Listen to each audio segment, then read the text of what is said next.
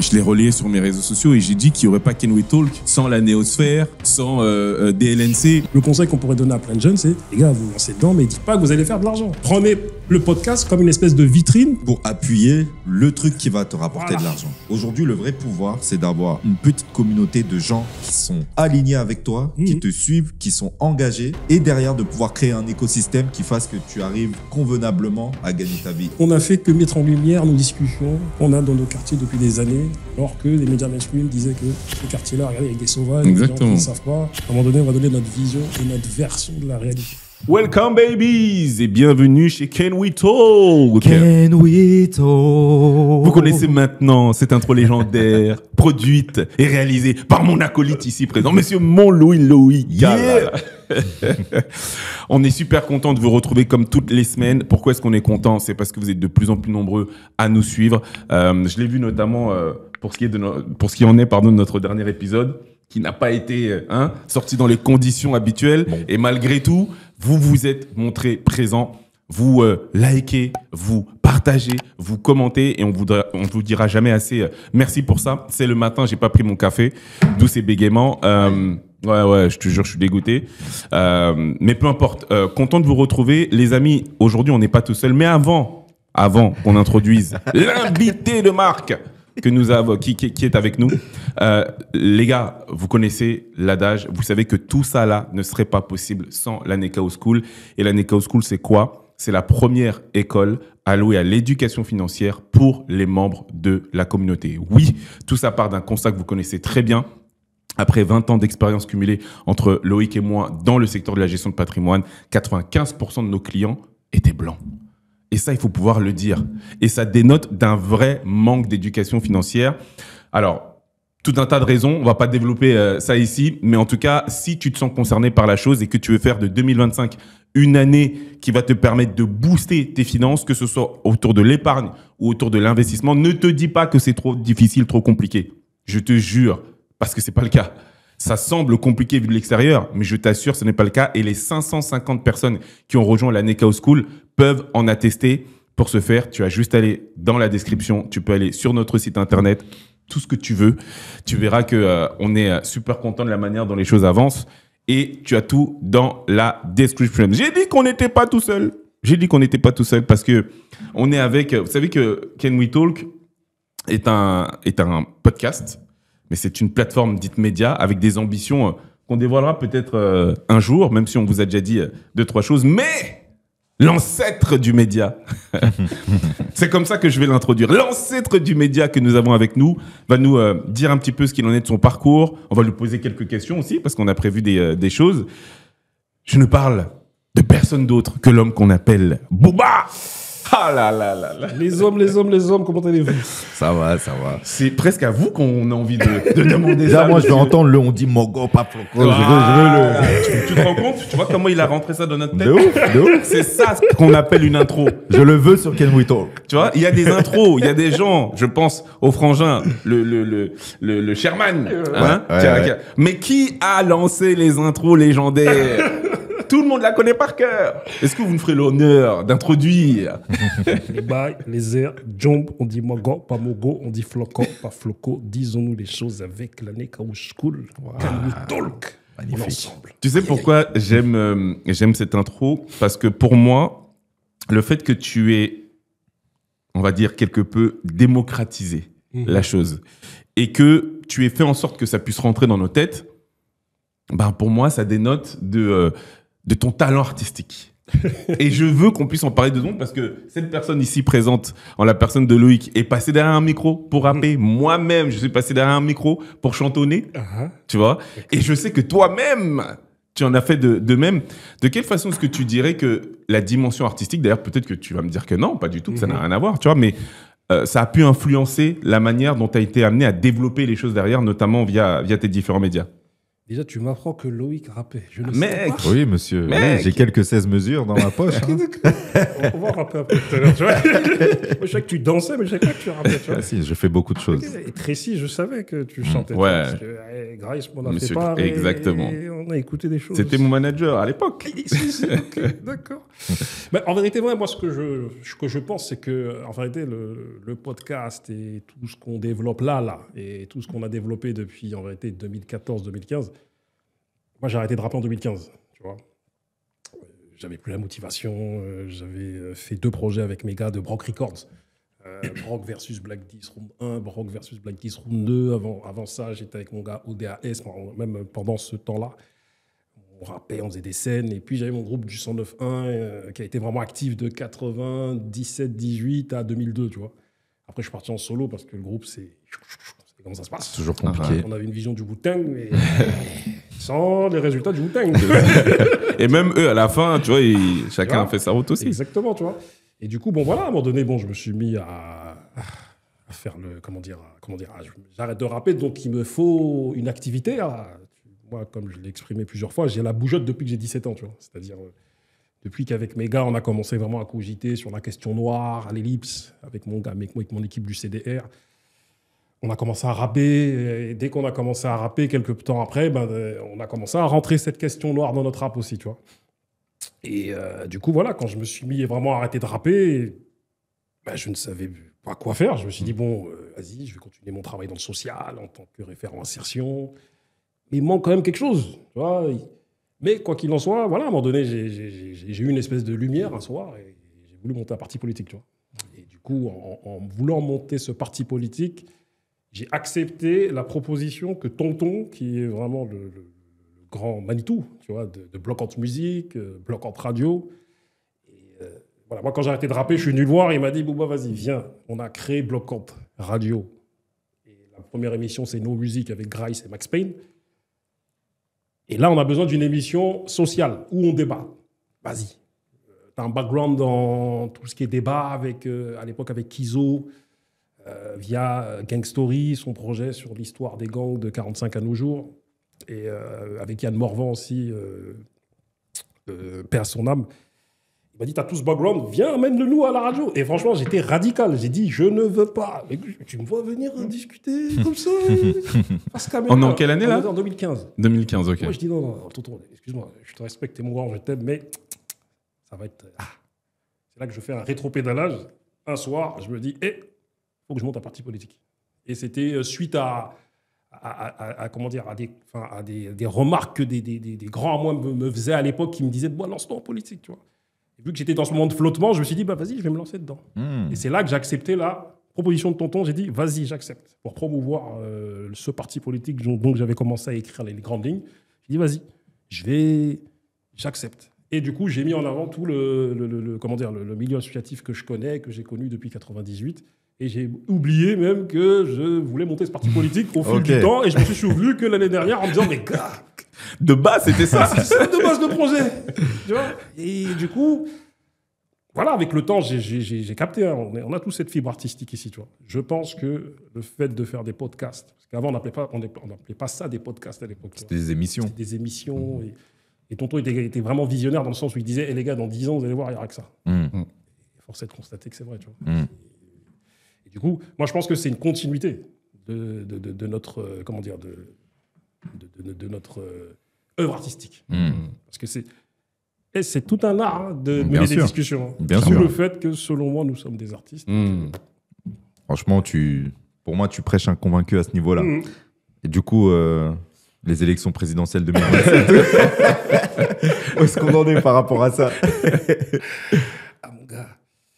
En vérité, on sait, nous ici, là, nous trois, et beaucoup savent qu'en vérité, le média, c'est le 4e pouvoir. C'est-à-dire qu'en vérité, ils nous ont laissé une marge de manœuvre, bien sûr qu'ils le contrôlent, mais quoi qu'il en soit, aujourd'hui, on a une marge de manœuvre avec cet outil, et cet outil, en réalité, il est politique. Comme tout. Même celui qui dit qu'il n'est pas politique, il est politique. Comme celui qui ne se positionne pas, en réalité, tu t'es positionné. Exactement. Parce qu'en ne te positionnant pas, tu t'es positionné. Tu envoies un message. Et en réalité, tout est politique. La culture est politique. Donc, en fait, en vérité, je pense que... Je dis que j'ai oublié ma mission politique, mais en réalité, Tu la pratiques, même si... De toute façon, c'est bien connu, hein, tu n'es pas obligé d'être dans le corps politique pour avoir un engagement politique. C'est ça. Et c'est marrant parce que il y a mes gars, mes anciens, enfin mes grands ou des gars de mon âge à Grigny, quand je leur dis « les gars, venez débattre », ils disent « non, bon, c'est bon, toi tu fais de la politique ». T'as été estampillé comme... Voilà, j'ai estampillé politique alors que je n'ai jamais dit que c'était une émission politique. Mais du fait qu'à un moment donné, j'ai ouvert le champ avec, disons les choses. C'est-à-dire que inviter des gens du milieu associatif, du milieu entrepreneurial, sportif, artistique. Et moi, je n'ai pas hésité à inviter des maires, des députés. Faisons débat sur des questions assez claires et piquantes, tu vois. Les maires, les députés, mais moi, je t'ai vu aussi en plein Bois-l'Abbé. Il est au Bois-l'Abbé, hein. En plein Bois-l'Abbé, avec ta caméra. C'est quoi, des mecs de Champigny, non? Ouais, on est des gars de Champigny. Tu vois. Donc, en gros, ce que je veux dire, c'est comment t'es venu l'idée, parce que là, tu nous as expliqué la genèse et donc la corrélation qui peut exister entre tes débuts d'artiste et ce que tu as créé finalement derrière la caméra, qui est devant aussi d'ailleurs, qui reste artistique.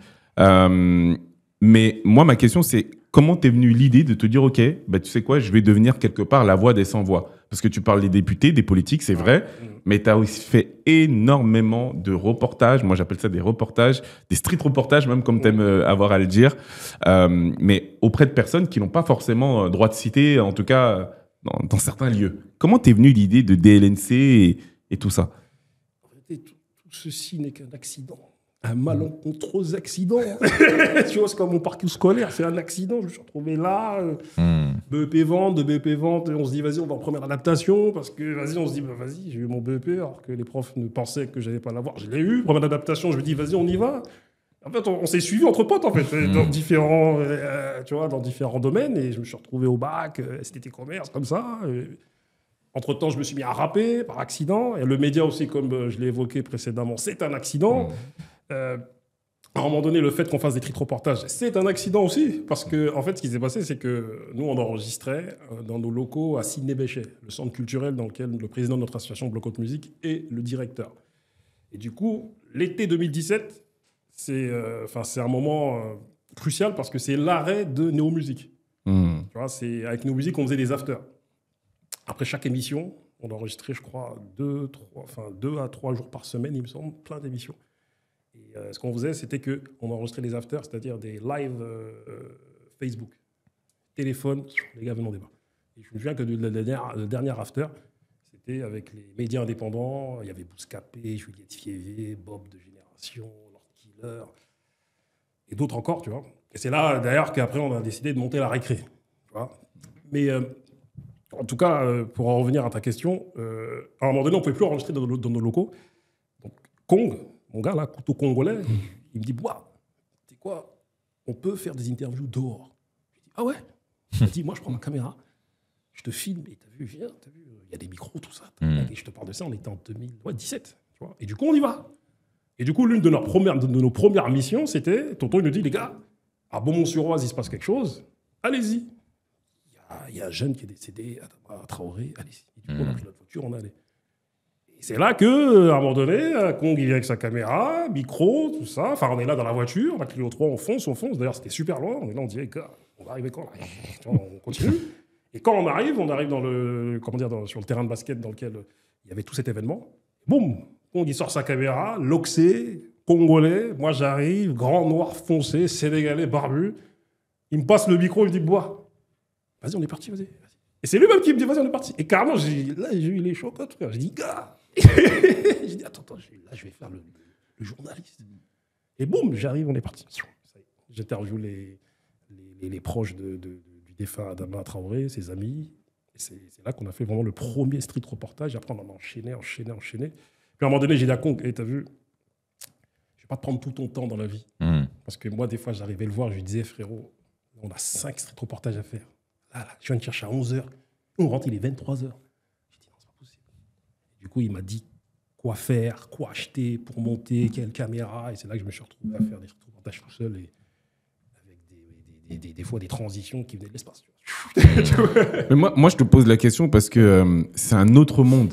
Les gens ne se rendent pas compte. Et même quand on est arrivé là dans le studio, on en a un peu parlé. Et pourtant, c'était il n'y a pas si longtemps que ça, finalement. C'était il y a moins de 10 ans.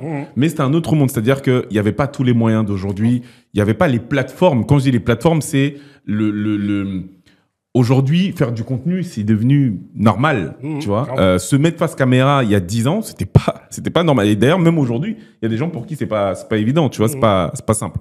En gros, ma question, c'est pourquoi l'activisme? Parce que tu aurais très bien pu dire, écoute, je vais faire une émission, je vais aller filmer des gens qui dansent. Moi, je suis dans le rap, je vais aller chercher des rappeurs, comme d'autres l'ont fait. Enfin, tu aurais pu faire plein d'autres choses plutôt que de te centrer sur les sans-voix. Qu'est-ce qui te motive à aller dans cette direction? En fait, c'est en lien avec mon parcours. Tu vois, et une grande inspiration aussi, c'est Tonton Marcel, les gars de Bouscapé, tu vois, parce que Tonton Marcel, au cœur du terre-terre. Avec sa caméra. Moi, j'avais une caméra qui ressemblait à la sienne. Des fois, on se croisait même, on était là, je regarde ma caméra, je regarde la sienne, je dis, tu vois, j'étais en mode Tonton Marcel, en fait. Tonton Marcel, mais dans le milieu du social. Et en fait, c'est en lien avec tout mon parcours, en fait. T'as vu, moi, depuis 98, je suis dans le monde associatif. Depuis 2000, je suis dans le monde du social. Médiation, animation, référent insertion dans différentes villes. Depuis 97, je me suis mis à rapper. Et depuis 2016, le média. Donc en fait, disons-nous les choses, et le média, c'est la synthèse de mon parcours. Tu vois, et j'aborde les thématiques que je connais le mieux. En vérité. Quoi qu'il arrive, l'éducation financière dans notre communauté est vitale. Parce qu'on est une communauté qui passe son temps à dépenser chez les autres et qui n'est pas capable de dépenser en son sein. Wow. Et si tu dépenses tout le temps à l'extérieur, tu nourris les autres, tu les renforces, mais tu ne nous renforces pas. C'est ça. Ils t'ont toujours appris la même chose depuis que tu es enfant. Travail dur. Travail dur, mais à aucun moment on t'a appris à faire fructifier ton argent. Résultat, tu avances dans un monde capitaliste avec des codes, avec des schémas, et tu ne détiens pas les armes qui peuvent te permettre d'accéder à ta vraie liberté. Et c'est exactement pour ça qu'on a créé la Nekao School. Et pour être clair avec toi, c'est pas juste une simple formation. Il s'agit véritablement d'un mouvement. L'objectif est très clair, c'est de faire passer notre communauté d'un héritage dit post-colonial à une souveraineté concrète, sans magie, sans artifice, et de façon très simple. Premièrement, en reprenant le contrôle de nos finances, en changeant notre rapport à l'argent, en s'intéressant au monde de l'investissement, en s'intéressant également à la transmission. Et aujourd'hui, toutes les clés sont là, devant toi. Mais avant de voir un changement collectif, c'est à titre individuel que l'on doit changer. Et là, c'est là que toi tu interviens, parce que c'est à toi de te prendre en main. Et la bonne nouvelle, c'est que personne t'a dit que tu devais le faire seul. Et c'est exactement pour ça que notre objectif, c'est de pouvoir permettre à 1 million d'afro-descendants de bénéficier d'une stratégie d'investissement. Donc si toi aussi, oui toi, c'est bien à toi que je m'adresse. Tu veux 1. Sortir du brouillard financier. 2. Enfin comprendre les règles du jeu capitaliste. Oui, on vit dans un monde capitaliste. Et 3. Rejoindre une communauté qui a décidé d'avancer main dans la main, ensemble. Alors on n'attend plus que toi. À l'heure où on parle là, c'est plus de 500 personnes qui ont décidé d'avancer ensemble pour comprendre, saisir et implémenter des réalités que malheureusement ils ne maîtrisaient pas. Donc n'hésite pas, surtout que tu sais quoi, c'est gratuit. Tu as juste à cliquer sur le lien que tu as en bas là dans la description. S'il te plaît, n'attends pas que le monde change. Deviens le changement. Il faut qu'on arrive à éveiller les consciences, que les jeunes se rendent compte de ce qui se trouve chez eux. Une organisation pareille, il faut d'abord se rendre compte de ses forces, peser ses faiblesses, et à l'issue de cette analyse, vous décidez.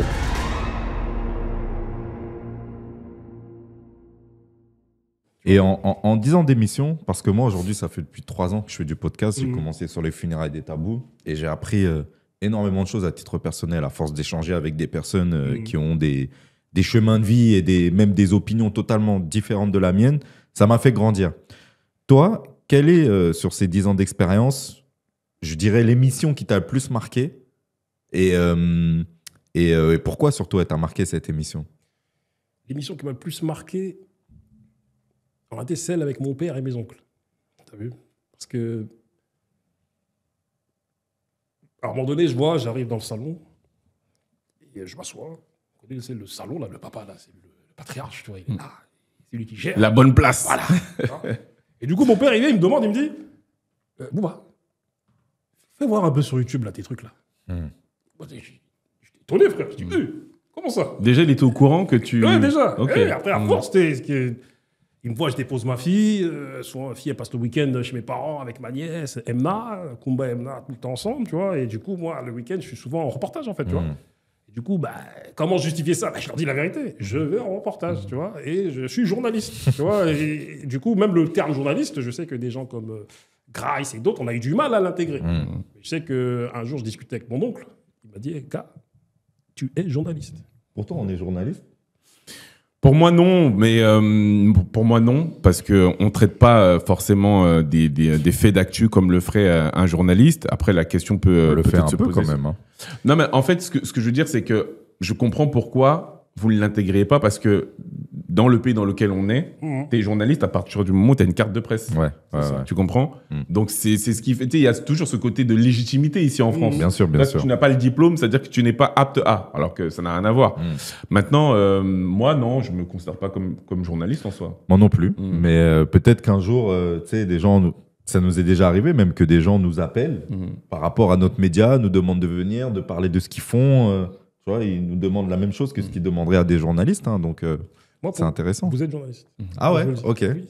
Et vraiment, petite parenthèse, pour en avoir parlé avec des journalistes diplômés, ils m'ont dit, les gars, on fait tout de même un travail d'investigation. C'est-à-dire quand on accueille des invités, qu'on discute, que ce travail d'investigation soit fait de manière formelle ou informelle, il est quand même fait.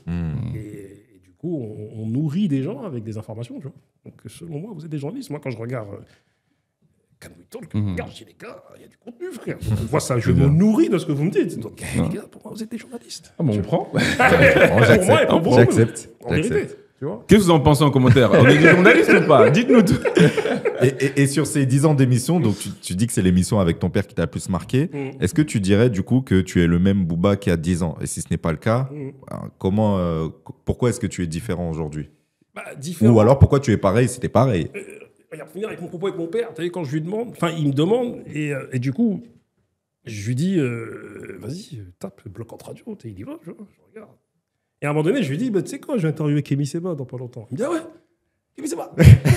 Et lui, là, comment ça se fait qu'il est en France et comment ça se fait? Il s'est fait virer du Sénégal, tout ça, et comment ça se fait? Du coup, j'intègre ce qu'il me dit. Et lorsque je vais faire l'émission avec Kémy Séba, je lui pose la question que mon père m'a posée. Je lui dis, mon père, il estime que, comment ça se fait? Est-ce que tu travailles pour les services secrets français? Tout ça, et nana. Je sais que Kémy Séba, il s'est un peu emporté à ce moment-là, tu vois. Mais je voulais ce moment-là avec Kémy Séba où, à un moment donné, il est un peu bordel. Voilà, il se dit, oh, c'est quoi cette question-là, tu vois? Et du coup, pour le coup, je suis passé par cette petite porte pour vraiment que ça dénote un peu, tu vois.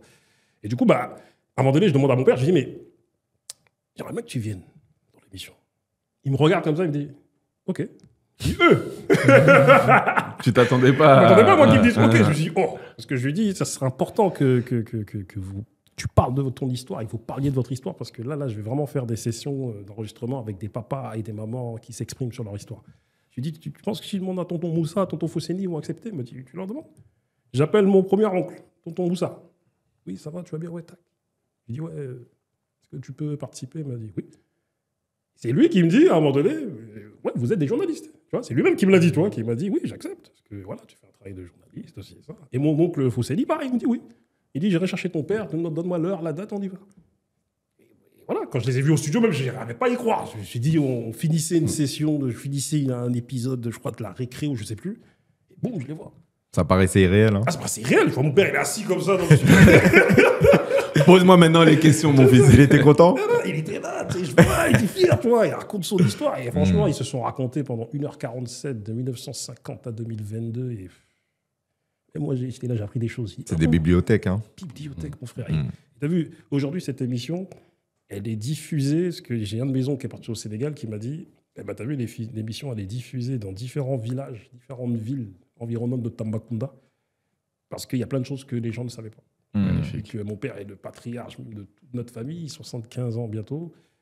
Mes oncles, des choses qu'ils ont dites. L'émission avec ton père est diffusée? Ouais, elle est diffusée. Ils la mettent sur YouTube et ils disent, vas-y, les petits, asseyez-vous, écoutez. Je dis, voilà.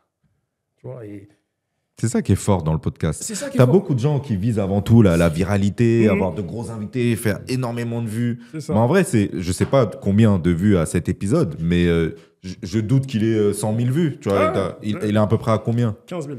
15 000 Ce qui est déjà pas mal quand même. C'est déjà pas mal.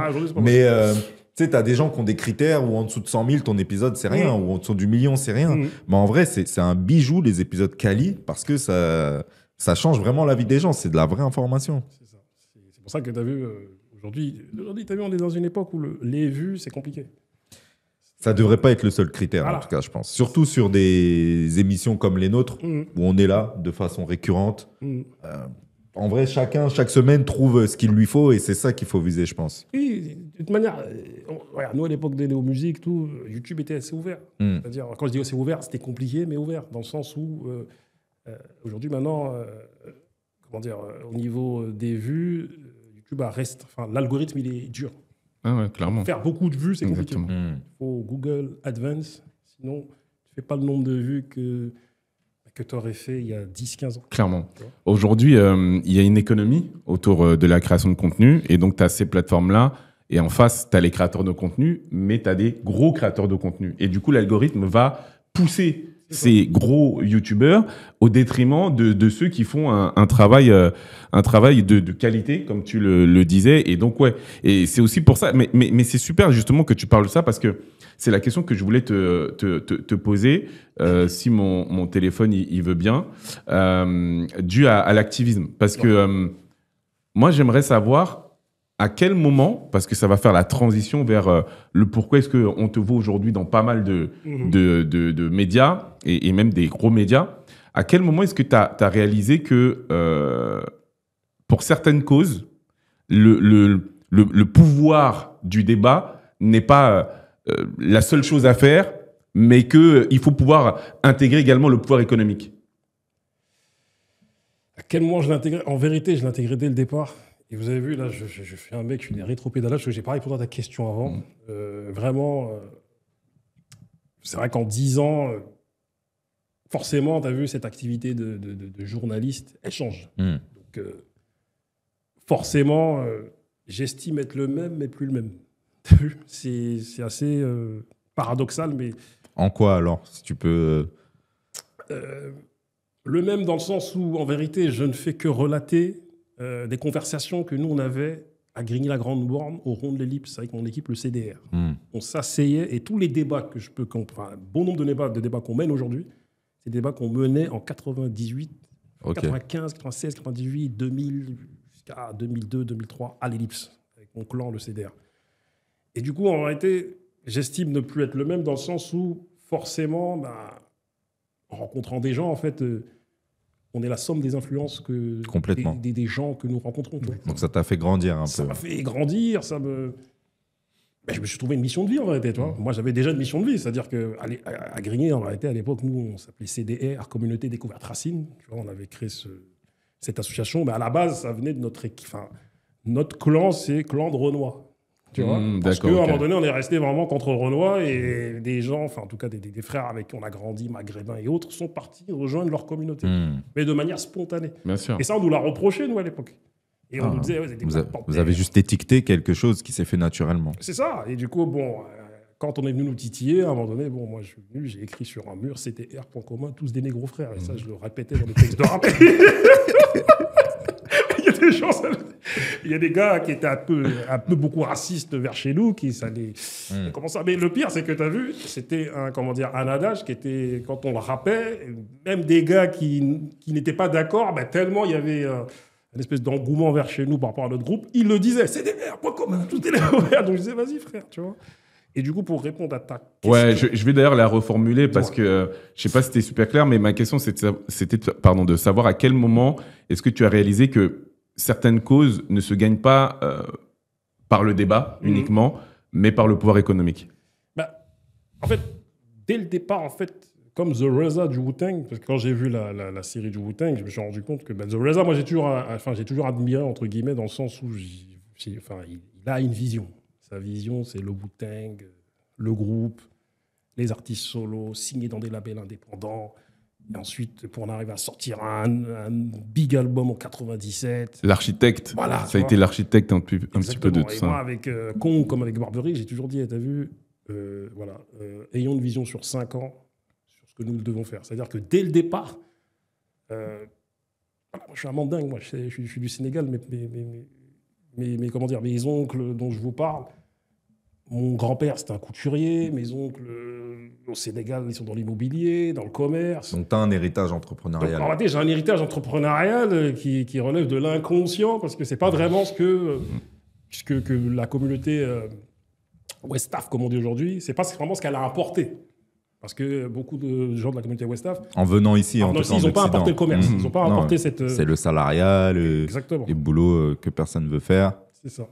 Et du coup, par contre, au Sénégal, au Mali, l'Afrique de l'Ouest, même dans l'Afrique en entier, enfin, en réalité, il y a une fibre entrepreneuriale. Il n'y a presque pas de salariés. Hein. C'est ça. Les gens, ils travaillent, tu vois ce que je veux dire. Et du coup, en fait, moi, dès le départ, j'ai dit, OK, en fait, moi, je cherche une activité dans laquelle je ne me lasse pas. Et ça fait... Et depuis que je suis petit, en fait. Et depuis la maternelle, je me dis, gars, quand on va grandir, qu'est-ce qu'on va faire? Enfermé dans un bureau. Et ça m'a toujours fait peur, la vie d'adulte. Je me suis dit, gars, mais comment je vois tellement ce que tu veux dire. Toi aussi, t'as ça bien sûr. Waouh. Une angoisse totale. Et je pense que là, on touche à quelque chose là de ce qu'on ne s'est jamais dit, enfin, certains d'entre nous, c'est qu'est-ce qu'on va faire quand on va être grand? Qu'est-ce qu'on va faire? Enfin, quelle est l'activité qui ne va pas nous lasser? Et on va se dire, là, je suis un robot. C'est tellement fort ce que tu partages là. Vraiment. Et franchement, ça m'a j'ai toujours eu cette angoisse. Et lorsque j'ai trouvé cette activité de ce qu'on appelle le podcasteur aujourd'hui, je me dis, mais ça allie l'image même que j'avais à Grigny, tu vois. C'est-à-dire que moi, l'image que j'avais avec Méga, c'était, vous avez des Black Panthers, vas-y, vous êtes là, vous faites des débats à l'ellipse entre... est-ce que les Antillais sont africains? Parce que c'était ça aussi le grand débat. Moi, j'ai grandi, mais la plupart de mes gars, c'est des Antillais. De la Guadeloupe, Martinique, Guyane, et on avait d'autres gars aussi, pareil, mais les gars avec qui j'ai grandi aussi, mes gars de l'ellipse. Il y avait des grands débats sur ça, des grands débats sur le racisme entre certains Noirs et certains Maghrébins. Nous, on menait à l'ellipse en 2000. On était là, en plein milieu du quartier, on disait, bon, les gars, est-ce qu'il y a du racisme ou pas? C'est comment? On développait. Tu vois? Et voilà, j'ai toujours eu cette angoisse de me dire, mais qu'est-ce qu'on va faire? Et du coup, quand j'ai trouvé cette activité, je me suis dit, là, le rap, déjà, ça m'avait touché. Et là, ça permet de rapper plus longtemps. Pour moi, en vérité, on fait des morceaux. Parce que là, on est là, on fait des émissions. C'est comme si on faisait des morceaux, mais des morceaux qui durent 2 heures, 1 heure. Tu vois, c'est-à-dire que... Tu fais du rap conscient. Tu envoies des messages, tu débats, tu portes une voix. Exactement. C'est-à-dire... On ne se limite plus à des 16 mesures ou des 8 mesures. Là, mon frère, on enchaîne. Même si tu donnes quand même pas mal la parole, en vrai. Tu donnes pas mal la parole aux gens. Oui, en vérité, à travers les gens, il y a énormément de gens qui disent ce que je pense. Et je trouve que c'est un exercice d'équilibrisme qui est intéressant. Et franchement, je tiens vraiment à le mettre en avant. Hein. La première fois que tu m'as invité chez toi, tu te souviens de l'émission ou pas? Ah là là, c'était une émission. C'était une émission où il y avait, autour de la table, il y avait Beko, Tanguy, Ludovic et Christian Zelal. C'est ça. Et moi. Et forcément, t'as que des gens là qui grosse sont prêts personnalité, à vendre, des amis bien prononcés, qui aiment parler, tu vois. Et moi, forcément, j'étais un peu plus reculé. Et j'ai vraiment apprécié le fait que, bah ouais, tu vois, tu venais vers moi pour me demander ce que je voulais dire. Et je sentais qu'il y avait un vrai intérêt. Tu voulais vraiment entendre ce que j'avais à dire par rapport à tout ce qui était dit là, parce que tu as une certaine écoute et tu sais où tu veux amener la chose. Tu sais ce que tu veux entendre de toutes les personnes que tu invites là. Tu fais pas les choses au hasard. Et je l'ai vu et je l'ai vraiment apprécié. Je tiens à te le dire. Tu me touches là. On dit des choses qui sont... Non, mais c'est important, frérot. Faut donner les fleurs. Faut donner les fleurs. Moi, je l'ai dit parce qu'on est là pour ça aussi, pour parler de la levée de fonds que tu organises. Je l'ai relayé sur mes réseaux sociaux et j'ai dit qu'il n'y aurait pas Can We Talk sans la Néosphère, sans DLNC, parce que tu as parlé de Tonton Marcel, c'est vrai aussi. Tu vois, vous êtes en fait toutes ces personnes qui avaient fait qu'aujourd'hui, pour nous, c'est normal de parler d'un micro. Et vous avez fait ça il y a des années, tu vois. Et donc, on va parler de ça. Et du coup, c'est fort ce que tu viens de dire, frérot. Tu commençais à nous expliquer, du coup, la vision d'architecte que tu avais. Parce que, tu sais, nous je l'ai dit en introduction, on a créé la Nekao School. Et la dimension d'argent, notamment au sein de notre communauté, c'est très important pour nous, tu vois. Comment est-ce que tu as du coup visualisé les choses et qu'est-ce qui a été mis en place en fait? Tu vois, Mbeko, il nous reprochait à l'époque. Parce que dans l'émission que tu as citée, il manque une personne. Il y a Mohamed de site. Oh là là, de. Je vais retrouver son nom.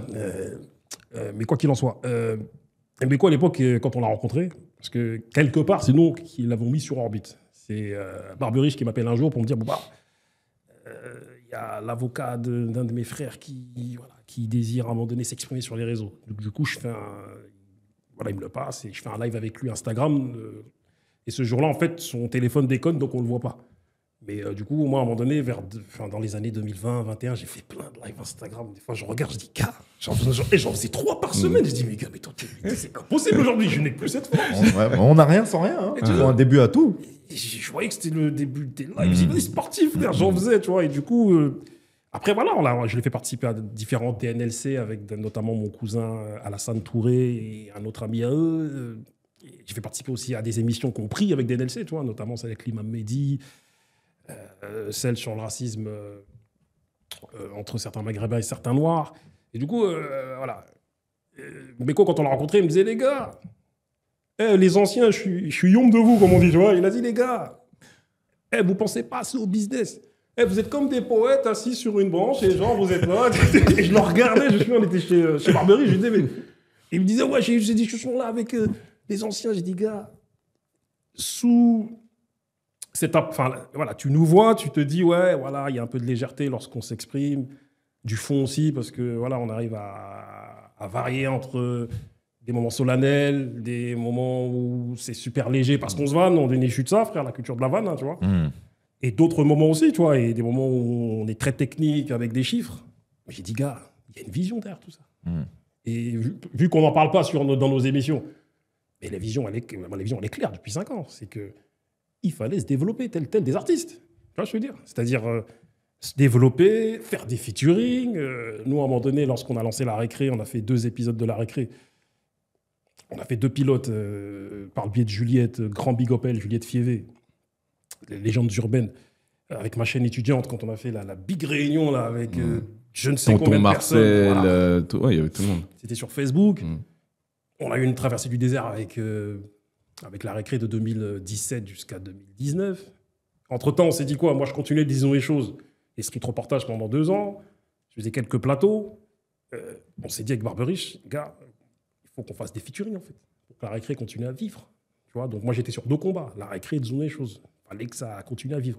Mais j'avais dit aux gars depuis le départ, les gars, vision sur 5 ans, il faut que dans 5 ans, il y a au moins un des 2 programmes qui émerge. Il faut qu'on trouve le moyen. Et Tonton nous disait à chaque fois, les gars, inondez. Quitte à ce qu'il y ait des erreurs sur le plan audiovisuel, des erreurs même sur la ligne éditoriale, sur la manière dont... les gars, faites. Et restez vous-même. Parce qu'il nous disait, les gars, ça sert à d'imiter qui que ce soit. Parlez comme vous parlez. Et je sais que Mathieu, parce qu'on a 2 Mathieu dans notre équipe de Bloquante musique, Bloquante radio, Mathieu Blanc, il disait à Grace, les gars, c'est pas comme ça qu'on parle à la radio. Les gars, il voulait qu'on parle en mode bon, les gars, ça va, vous allez bien, les gars. Grace, il lui avait dit, gars, nous, on va parler comme on parle, et tu verras plus tard, c'est comme ça qu'on va parler. Et du coup, force est de constater que cette manière détendue de parler, avec pas forcément un ton aigu. Cette manière qui nous ressemble. C'est cette manière qui nous ressemble, en fait, de manière naturelle, tu vois. C'est ce qui a été démocratisé avec le temps. Mais vraiment, voilà, pour en venir à la vision, moi, j'ai toujours eu cette vision de OK, je prends du plaisir à faire tout ceci, mais il faut que ça génère du business.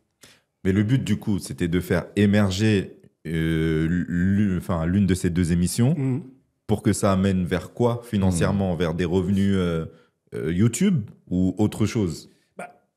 Dès le départ, j'ai capté que YouTube, ça ne paye pas de ouf. Tu peux faire 1 million de vues, honnêtement. Tu ne gagnes pas ta vie. Et tu ne nourris pas ton équipe. C'est mort. Tu vois. Donc, au début, voilà, on travaille avec Mbeko. Et, voilà, et on collabore avec lui financièrement. Donc, il nous a emmené des sponsors. Donc, les sponsors faisaient en sorte que ce soit, disons les choses, ou La Récré. Nous, ce qu'on avait principalement en termes de frais, c'était les locations des studios. Exactement. Média, c'était payer les studios. Et payer l'équipe. Tu vois, quelques membres de l'équipe des chroniqueurs. À un moment donné, Mbeko est parti faire les funérailles des tabous. Normal. Investi dans le funérailles des tabous. D'autres collaborateurs sont venus, ils ont continué à investir. Après, vers la fin de la récré, c'est-à-dire vers début 2024, ouais, c'est ça, courant 2024, avec Barberich, on a mis nous-mêmes nos propres deniers, tu vois. Mais vraiment, le but, c'était vraiment arriver à développer. Tu vois. Et nous, on a capté qu'on était dans le prime. C'est-à-dire que lorsqu'on a fait l'émission La Récré avec l'artiste, quand Barberich m'envoie un message pour me dire « Bouba », en plus, on en parlait, lui et moi, parce qu'on a des grandes discussions, lui et moi. Comme des... On est là, on discute, on fait que de discuter. Et on parlait de l'artiste des fois. Il me dit, t'as vu l'artiste? Je suis à l'époque où j'étais à Urban Hit. Ça serait bien qu'on l'ait. Et boum, l'artiste le contacte quelques jours après. L'artiste, il me dit, regarde, un compte à 1 million de je sais pas. Il me rajoute et il me dit, Barberich, j'ai vu votre émission La Récré avec Driver, je veux passer. Lourd. Et le soir même, il dit à Barberich, viens en studio, viens, je t'ai écouté mon album. Barberich, il y va, il monte des vidéos, il me dit, excusez-moi. Ah, l'homme d'affaires. Excusez-moi. Il me dit, vas-y, tu sais quoi, viens, vas-y, on va programmer l'artiste direct pour la prochaine session de La Récré. Et là, on savait que c'était le départ. Parce que, voilà, c'était l'artiste. Il y avait un momentum. Voilà, c'est ça. C'était le bon moment, le bon timing. Tu vois, à ce moment-là, je dis, vas-y. Dès qu'on a fait l'émission avec lui, on a profité pour en faire 2-3. On a dit, on est parti. On en a fait. Et du coup, là, ça y est. Éclairage sur La Récré. Concernant Disons les choses, je voyais que les street reportages, en termes d'audience, je voyais que je pataugeais. J'ai dit, gars, je parle avec Barberich, je dis, Barberich, il faut que je tape du poids sur la table. C'est pas possible. Il faut vraiment qu'il se passe quelque chose. Donc, du coup, je fais plein d'émissions avec les médias. Camos Productions, le CSA Raposphère qui s'est créé suite à l'émission qu'on a faite tous ensemble. Je les ai tous emmenés à Grigny. J'ai fait, vas-y, on va créer des... Voilà, moi, mon but, c'est vraiment de créer des synergies pour qu'on crée une espèce de mouvement. D'où ce mouvement sans langue de bois avec cet ensemble de médias, Calcium TV, Christ TV, Camos Productions, le CSA Raposphère, Yamodo, J et encore, voilà, et d'autres blasés, Starting Block. Mais je voyais que je continue à patauger. Tu vois, c'est pour ça qu'à un moment donné, j'ai dit, vas-y, je vais rentrer dans des sujets. Vas-y, il faut qu'on rentre dans des sujets vraiment tabous, inconfortables. Et dans ce moment où je faisais plein d'émissions, c'est ces moments-là aussi que j'ai fait les émissions que j'ai évoquées précédemment avec Mbeko et plein d'avocats. Enfin, avec 2-3 amis avocats à lui. Et à un moment donné, dans l'une de ces émissions, Mbeko défie Alpha 520 et lui dit, Alpha, je te défie qu'on crée une société pour qu'on aille acheter des terrains en Afrique et construire. Du coup, je prends cette capsule et je l'envoie à Alpha 520. Alpha 520 me dit, Bouba, dès que j'arrive en France, on fait cette émission. Je savais que là, il y avait commencé à y avoir quelque chose. Et boum, on fait cette émission. Mais moi, pendant qu'on fait cette émission, je suis un petit filou. Donc, à un moment donné, le soir d'avant, je vois qu'il y a une polémique par rapport à Valider. Oui, comme quoi l'imam Mehdi ne serait pas d'accord avec le fait que Rof ait fait l'attestation de foi dans une scène. Et je me rends compte que juste pendant que j'écris l'émission, je regarde encore sur YouTube, je vois qu'Alpha 520 a pris parti pour Rof. Oui, Rof a raison. Petit filou que je suis, le jour de l'émission. Tu le places. Voilà. Lorsqu'on fait l'émission avec Omar Youf, Mbeko et Alpha, on a abordé différentes thématiques telles que la prison était un passage obligé pour un mec de quartier et d'autres thématiques encore. À la fin, je leur glisse ça. Et du coup, c'est là que Alpha s'exprime et dit son ressenti. L'imam Mehdi me contacte le soir même ou un jour après. Il me dit, je veux un droit de réponse. Et là, j'ai dit, OK, c'est parti. Du coup, je me dis que au lieu de faire qu'une émission sur le droit de réponse, et là, j'ai vraiment tapé du poing sur la table en allant sur des sujets très inconfortables. Pourquoi ce racisme entre certains Noirs et certains Maghrébins. Mais là, tu nous décris, et moi, c'est ce que j'ai toujours aimé de tout ce que j'ai en tant que consommateur, en tant que viewer, tout ce que j'ai toujours aimé consommer. Parce que, effectivement, tu allais sur des sujets sur lesquels c'est compliqué, tu vois. Et ce qui est beau, c'est que je trouve que tu le faisais de main de maître dans la mesure où déjà on sentait que l'émission, elle était préparée, on sentait qu'il n'y avait rien qui était fait au hasard, de l'introduction jusqu'à la tenue des débats, mais vraiment sur la dimension business. Là, tu nous expliques la stratégie, en gros, que tu as mis en place pour pouvoir faire émerger les médias. Mais quel était l'objectif, du coup, in fine? L'objectif, c'était qu'à un moment donné, forcément, pour qu'on puisse générer du business, il faut de l'audience. Maintenant, nous, on a un statut bâtard. C'est-à-dire que on a eu notre prime. Comme je vous l'ai dit, quand on vit son prime, qu'on soit artiste ou autre, il faut vraiment bien le vivre et taper tant qu'il est chaud, taper sur le fer. Vraiment, c'est ce qu'on a fait avec la récré, disons les choses. On a vu que le prime, c'était 2021 jusqu'à 2024. Et là, on a tapé, on a enchaîné. Vous avez vu le concept était fou. Hein. On a enchaîné. Parce qu'à un moment donné, il fallait vraiment développer une audience. Parce que comment générer du business si tu n'as pas d'audience? Mais du coup, comment du coup, la monétiser, cette audience? Justement, c'est là qu'on a vu qu'avec YouTube, ça allait être compliqué. Exactement. Donc, à un moment donné, moi, j'ai élaboré pas mal J'ai imaginé, en tout cas, élaborer pas mal d'outils. Je me suis dit qu'à un moment donné, on a aussi des activités à côté. C'est-à-dire, moi, j'ai une entité qui s'appelle Transmission 91. Barberich a son entité avec sa femme qui s'appelle SoParks. Et du coup, à un moment donné, on a décidé de mener différents ateliers dans différentes structures sociales et autres. C'est-à-dire des ateliers débats, à travers lesquels des débats mouvants sur différentes thématiques. Des initiations aux émissions podcast, des ateliers via la parentalité. Et lorsqu'on a commencé ça, en fait, c'était pendant le prime de la récré. Et de disons les choses. Et du coup, ça nous a permis de décrocher pas mal de contrats dans différentes villes. Oui. Donc en fait, on a créé un espèce de modèle économique qui était peut-être informel, mais en tout cas, franchement, tous les plans qu'on a et qu'on a eus, c'était parce que on va dans des rendez-vous. Moi-même, street reporter, je m'en vais dans différents endroits, je prends les contacts des gens me disent « Ah, mais j'ai kiffé ta émission aussi, ça. Fume-moi ta carte. » Et là, je lui glisse, tu sais que nous, on mène des ateliers. Ouais, c'est fort. Et du coup, Aminata, la femme de Barberich, je lui ai envoyé tous nos contacts pour que, tu as vu, on établisse tout un espèce de plan pour qu'à un moment donné, on aille faire des ateliers ici et là. Et on en a mené un certain nombre depuis 2021-2022 jusqu'à aujourd'hui. Donc, quelque part, le modèle économique, en vérité, là, moi, je me suis rendu compte que nos émissions sont des vitrines pour pouvoir proposer, même si on ne l'a pas fait lors de nos émissions, c'est pas forcément, on n'en a pas parlé. Exactement. Mais quoi qu'il en soit, en off, c'était ça, en fait. Ok. C'était ça. Et du coup, aujourd'hui, ce concept, est-ce que vous comptez le pousser plus loin? Pourquoi ne pas en parler dans les émissions? Justement, maintenant, on en parle. Ça y est. Transmission 91, ça y est.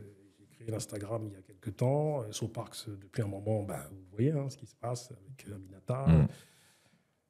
Voilà, c'est en lumière. Quand on a fait la récré junior à Génération, c'est SoParks qui était derrière. Là, on en parle clairement. Tu vois, ça y est, moi dans les émissions, clairement, on propose tel et tel atelier. Et du coup, on est contacté ici et là pour mener tout ceci. Il y a des jeunes et des moins jeunes qui nous suivent et qui pourraient, basé sur ton expérience, basé sur notre expérience, souhaiter, tu vois, créer et développer un média. Déjà, sur la base de ce que nous a partagé le frangin, toi, de quelle façon est-ce que tu travaillerais au développement économique d'un média, dans les grandes lignes? Parce que finalement, ça reste le nerf de la guerre à un moment donné. C'est ça. C'est que tu parlais des frais en studio, des frais en, faut payer, voire défrayer les chroniqueurs, etc. Ça, c'est quelque chose que tu as fait en tant que producteur, tu vois. C'est ça. Du coup, comment est-ce que toi, tu verrais ça? Pour moi, tu as plusieurs moyens en tant que média de pouvoir gagner de l'oseille. Bon, déjà, il faut avoir un business plan dès le départ, c'est clair. Ça. Et tu as plusieurs stratégies différentes. Nous, par exemple, on a notre structure à la base et c'est comme un cercle vertueux. Au plus on a de visibilité, au plus les gens vont nous connaître, au plus les gens vont s'intéresser à ce qu'on propose et donc ça va nous rapporter de l'argent. Et aujourd'hui, on peut dire qu'on est sur un circuit rentable pour l'instant, tu vois. Mais t'es pas obligé forcément d'avoir ta structure. Effectivement, tu peux avoir le sponsoring, mais pour pouvoir gagner ta vie avec du sponsoring, il faut avoir une grosse audience. Donc, je pense que tu es obligé dans un premier temps d'avoir un business model qui puisse te permettre de faire rentrer de l'argent à l'image de ce que tu fais, toi, de la formation ou nous avec la Nekao School, pour pouvoir rentrer de l'argent. Tu n'as pas le choix. Ou alors, tu as aussi, et on va en parler, tu as le concept de levée de fonds. Mais le concept de levée de fonds, et on en parlera parce que ce serait bien de savoir, du coup, si tu as un levée de fonds, vous avez un objectif que vous comptez atteindre. L'idée, c'est que cet objectif puisse t'amener derrière à développer quelque chose. Et ce quelque chose, c'est la chose sur laquelle, selon moi, on doit se concentrer lorsqu'on développe des choses comme du podcast. C'est ça. Moi, j'ai l'impression que, et c'est pour ça que ça m'a fait sourire tout à l'heure quand tu partageais avec nous ce que Mbeko vous a dit à l'époque en vous voyant comme des poètes, etc. Ça m'a fait rire parce que moi, si j'avais un conseil à donner à toute personne souhaitant se lancer dans le média, c'est d'entendre que il va pas faire d'argent de suite, dépendant de sa stratégie. Mmh. Pourquoi est-ce que je dis ça? Je dis ça parce que pour moi, si tu souhaites créer un média, la première chose à laquelle tu dois penser, une fois que tu as peut-être pensé à ton concept, etc., c'est comment est-ce que je vais le monétiser? Tu vois, moi, je me suis lancé sur les réseaux, ça va faire 3 ans. Ça fait 3 ans. Oula, ça fait 3 ans. Cette année, c'était en 2022. Tu vois. Et donc, j'étais pas de premier âge, tu vois. Mm-hmm. Mais une semaine après avoir lancé ma première vidéo Instagram, je proposais déjà des t-shirts. Une semaine. Parce que pour moi, il était inconcevable que je mette mon image sur Internet sans en avoir un retour. Enfin, si l'idée, c'était juste de balancer des vidéos, j'y voyais pas l'intérêt pour avoir des likes, etc. Et donc, moi, le conseil que je donnerais humblement, c'est, une fois que tu as pensé à ton concept, etc., réfléchis à comment est-ce que tu vas monétiser ça. Et il y a différentes façons de le faire. Effectivement, tu peux le faire via du merch, même si, honnêtement, le merch, c'est pas ce qui est le plus rémunérateur. Mmh. Et puis, pour que ça puisse être intéressant, il faut quand même avoir une marque assez installée, etc. Tu vois. T'as effectivement le sponsoring, mais ça demande là aussi d'avoir une audience relativement importante parce que les marques ne vont pas investir sur des médias voilà qui n'ont pas décollé. Et la troisième solution, c'est celle dont on a évoqué, c'est que nous en fait, quand on a lancé le podcast, en fait, au départ, on a mis on a toujours mis d'ailleurs nos propres deniers. Mais en gros, aujourd'hui, pourquoi c'est rentabilisé? Je le disais lors de l'avant-dernier podcast qu'on a fait. Je disais qu'un épisode de Can We Talk, c'est 800 €. Tu vois, quand tu comptes la location du studio, le media maker, le monteur, on a un head of content aussi qui nous accompagne dans la création de notre contenu, etc. Mais tout ça là, un épisode, c'est 800 €. Mais comment tu peux mettre 800 € sur la table si derrière tu récupères pas? Nous, ce qui nous permet de récupérer, c'est les personnes qui ont compris ce qu'il en est de notre message. Et c'est pour ça qu'on parle un peu argent. C'est que l'argent ne doit plus être un tabou. Et dans le système capitaliste dans lequel on est, si on n'a pas des stratégies, tu parlais tout à l'heure de cette dimension dite de visionnaire, d'architecte, si on n'a pas cette vision à la Risa, en fait, c'est compliqué. Enfin, tu vas pas aller très loin, tu vois. Et peut-être que ça peut nous permettre de rebondir sur la dimension du coup de la levée de fonds. À quel moment vous avez compris que c'était indispensable d'avoir à faire ce move et quelles sont les projections du coup derrière pour DLNC? Notre émission, elle est importante. J'aime cette émission. Parce qu'on rentre dans le vif. Et comme vous avez dit, l'argent, ça ne doit pas être un tabou. Et souvent, dans nos communautés, c'est un tabou. Merci. Moi, j'ai dit à des gars, à un moment donné, moi, j'ai eu des frictions un peu avec mon équipe à Grigny. Pour leur dire, les gars, je ne dis pas qu'ils n'y pensaient pas. Je dis, les gars, à un moment donné, moi, si je fais tout ça, c'est qu'à un moment donné, OK, j'y prends du plaisir, mais je vous dis la vérité, comme tu disais, il faut arriver à monétiser. Tu vois, YouTube, il n'y a pas grand-chose. Tu as vu? Tu peux faire 1 million, 2 millions, franchement, quand tu vois ce que tu touches. Moi, je vois, des fois, je reçois des sur mon compte, je dis, gars, tu fais aussi, hein. Franchement, c'est zéro. Franchement, c'est pas ouf, hein, t'as vu? Mais quoi qu'il en soit, en vérité, voilà, nous, on mène aujourd'hui cette campagne de levée de fonds. Pourquoi on en a eu l'idée? Avec Mohamed Sy de MSW Agency, avec M. Fodje Marega, qui a lui-même un podcast qui s'appelle Together View, et avec lequel aussi on met en place aussi un autre média qui s'appelle sur les couples, Harmonie, et avec mon gars Pyro, avec lequel il est dans le merch. Tu vois, on est 4. Je les ai appelés le carré d'or et d'argent DNLC. Tu vois, et du coup, à nous 4, à un moment donné, on s'est réunis et au bout de cette épopée de 5 ans, comme j'avais dit, la vision de The Reza, ça y est. J'ai estimé, en réunissant cette équipe, qu'il faut qu'on arrive à établir un modèle économique, mais partant d'une base. Maintenant, on sait que les sujets qu'on a traités depuis 5 ans sont des sujets qui ont touché. C'est-à-dire, il y a des gens qui ont été touchés. Nous-mêmes, si on les a abordés, c'est parce qu'on a été touchés par ces sujets-là, des sujets qui concernent la communauté noire, qui concernent les quartiers, qui concernent la ruralité, qui concernent pas mal d'autres thématiques, tu vois. Et du coup, on s'est dit, on va compter sur tous ces gens qui nous suivent pour qu'à un moment donné, ben voilà, on va mettre en place cette campagne de levée de fonds. Et à partir de cette base de 15 000 €, ben on va faire en sorte de déjà créer notre propre studio. Tu vois, aujourd'hui, nous, on n'est plus dans la location de studio. Tu vois, entre-temps, les médias du mouvement sans langue de bois, chacun a créé son studio. Donc, du coup, voilà, il n'y a plus de frais vis-à-vis de ça. On a investi. Mais tout de même, avec disons les choses, on a quand même, on a des studios, mais des studios éphémères sur Massy. Et du coup, on veut créer notre propre studio pour lui-même pouvoir le mettre à disposition à des gens. Bien sûr. C'est un business model. Je veux dire. Parce que la vitrine, c'est disons les choses. Tu aimes, tu regardes, pourquoi pas enregistrer dans ces studios? Bien sûr. T'as vu? Là où on a des difficultés aussi en termes d'audience, enfin en tout cas à générer de l'audience, c'est sur le budget communication.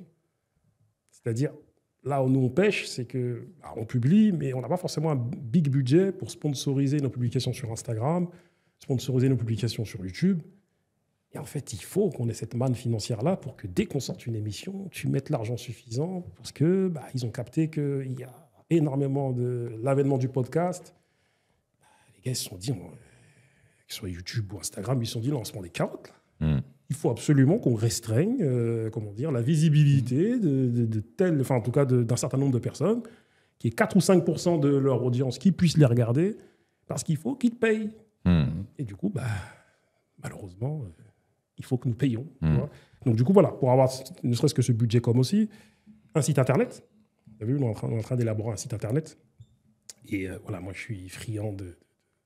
C'est quoi le but de ce site internet? Ce site internet, en fait, c'est que voilà, comme j'ai dit, moi je suis friand de Amazon, Netflix, je regarde des séries, des choses. Je paye, moi.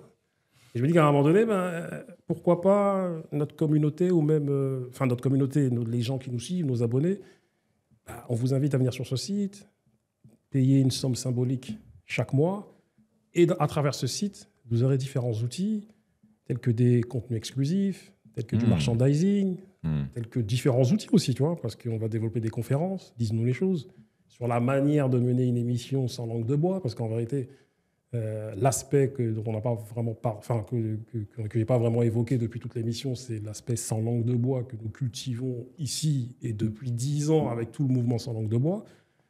Aujourd'hui, on a développé une expertise, c'est-à-dire on sait comment mener une émission intéressante sans langue de bois. Et du coup, voilà, des conférences à travers ça et différents onglets sur ce site que les gens pourront retrouver. Si tu veux une émission Disons les choses à la commande, tu pourras la voir. Il y aura bien sûr un onglet pour... tout ça sera chapeauté, entre guillemets, par Transmission 91 avec tous les ateliers qu'on mène et que nous menons déjà. Donc, tu veux un atelier débat, tu veux une initiation aux émissions podcast, contacte-nous, tu l'auras. Des événements, disons les choses. C'est-à-dire des événements, tu viens, tu payes... DNLC Gala. Voilà. Tu arrives, tu payes ton droit d'entrée, et puis tu pourras manger du tchèp, du colombo et plein d'autres plats. Et à côté, tu pourras, si tu le veux, du merchandising, t'acheter des goodies, t'acheter des t-shirts. Et à côté, tu pourras participer à une émission en direct à laquelle tu pourras intervenir parce qu'il y a des micros dans le public. À n'importe quel moment, tu interviens. Tu viens, et voilà, tu pourras assister à cette émission. Et du coup, on compte en faire une par mois. Et tu as vu, on a déjà chiffré, tout ce dont je viens de vous dire, on l'a déjà chiffré pour que par mois, ça nous rapporte une certaine somme, tu vois, pour que voilà, tout ceci soit rentable. C'est intéressant ce que tu partages avec nous. Pourquoi ? Parce que depuis la création de ce podcast, il y a quelque chose qu'on répète constamment. C'est l'idée que tu ne peux rien accomplir si tu ne mets pas dans ton escarcelle ce qu'on appelle la vision du temps long. Ça fait 10 ans que, parce que tu nous as parlé de 2015, donc ça fait 10 ans cette année, que tu officies en tant que journaliste, que tu travailles au développement d'un média. Et c'est super intéressant ce que tu nous partages quant à la vision, parce que moi, dès que j'ai vu la levée de fonds, évidemment, tu vois, la question, c'était de savoir, OK, quelles sont les projections ? Et moi, ce que tu me dis là, je me dis, ouais, c'est franchement pas mal. Parce que vous avez une communauté qui vous suit depuis des années et qui adorait se retrouver dans certains endroits, qui adorait, pourquoi pas, participer pleinement, tu vois. Il y a plein de gens qui sont, on les appelle la majorité silencieuse, mais à qui, des fois, tendre le micro pourrait être super intéressant. Donc, tout ça, c'est sympa. Moi, en termes de business model, tu vois, il y a quelque chose qui m'est venu là. J'aimerais bien que tu me dises ce que tu en penses. Au vu de la manière dont vous êtes implanté dans le monde associatif, bon, c'était off-cam, hein, mais je disais que j'aimerais avoir le répertoire téléphonique de ce monsieur, parce que ce gars-là, il connaît. Vous avez vu, il a dit ouais, quelques députés, voilà. Mais ce gars-là, il a fini chez BFM. Hein. Ne croyez pas que ce gars-là, vous le voyez comme ça. Moi, j'ai jamais été chez BFM. En fait, au vu du répertoire et de l'historique, c'est des centaines et des centaines d'heures de reportages qui sont à disposition sur YouTube. Moi, je sais que j'ai certains de mes amis, je pense à un en particulier, Serge Frangin, qui a investi également dans le monde associatif. Et en fait, il m'a montré l'envers du décor de pas mal de ces associations. C'est-à-dire que nous, on est des entrepreneurs, mais mon gars, il y a des associations mais qui sont sur des centaines de milliers d'euros, pour ne pas dire des millions, dépendant de certaines d'entre elles. Et beaucoup d'entre elles disposent de budgets prêts, des budgets annuels, pour différentes choses, tu vois. Et moi, j'ai l'impression que, honnêtement, tu as énormément de ces associations qui manquent de visibilité, tu vois. Et ça pourrait être intéressant de leur proposer, pourquoi pas, contre rémunération, le fait d'avoir à exposer leurs activités. Parce que exposer leur activité, c'est travailler à leur branding, ce qui est indispensable aujourd'hui en 2025, ce qu'une grande majorité d'entre elles ne font pas. C'est leur permettre, en se faisant connaître, du coup, d'attirer des personnes. Et tu sais, c'est pareil, hein, ce fameux cercle vertueux. Il y aurait peut-être quelque chose à creuser de ce côté. Je ne sais pas ce que tu en penses. C'est une idée qui m'est venue comme ça, tu vois. Une superbe idée. Parce que, en vérité, comme je te disais, sur le site internet, on parlait d'émissions, disons les choses à la commande. Mais en vérité, on y a réfléchi à ce que tu dis en vérité. C'est-à-dire, on en parlait avec Fodje il y a à peine. Il y a une semaine, il disait, gars, il y a des assos qui ont besoin contre rémunération. J'ai dit oui. Dès qu'on a fini la campagne, on le fera. Exactement. Tu vois, parce que l'argent, il est là-bas. Mais en fait, c'est ça. En fait, c'est ça. L'argent, il est là-bas. C'est-à-dire que tu as déjà tout. Tu as la plateforme, tu as les abonnés, tu as les vues. Parce que tu vois, quand on dit les vues, on parle vues par épisode. C'est pour ça que j'allais te demander aussi, parce que nous aussi, on a un média aujourd'hui. Est-ce qu'il serait pertinent pour nous d'avoir à sponsoriser nos épisodes? Parce que pour moi, la vue pour la vue, non. Oui. Mais après, les 1000 vues, les 2000 vues, les 5000 vues de gens qui ont cliqué parce que c'est Booba, parce que c'est DLNC, ça a plus de valeur pour moi que 30 000 vues de gens, en fait, parce que ta vidéo, elle a été mise comme ça sur, devant YouTube. Oui, enfin, ouais. En fait, je pense que pour moi, ce qui me pose problème avec le sponsoring sur Instagram, du moins quand tu décides d'acheter des vues à Meta, si tu le fais dans un esprit de payer des ads pour que ça te rapporte de l'argent grâce à un système, ça peut être intéressant. Mais seulement pour la visibilité, je pense vraiment qu'il y a mieux et moins cher. Par exemple, on a les Clip Farm aujourd'hui. Je sais pas si vous avez vu, mais il y a Alexis Chance hier qui s'est fait fermer son... Ouais, j'ai vu ça. son compte TikTok suite à son histoire au Parlement. Donc, comme ça, vous arrivez un peu à situer à où on est au moment où on fait cette émission. Et il se trouve que, je crois qu'il disait qu'il y a plus de 46 personnes qui travaillent pour son compte pour lui faire des vues, pour lui créer des vues. Et ça, c'est un vrai business model, mais qui peut aussi coûter moins cher en soi que de payer de la pub à Meta ou Facebook et qui peut te ramener comme ça de la visibilité. Mais en réalité...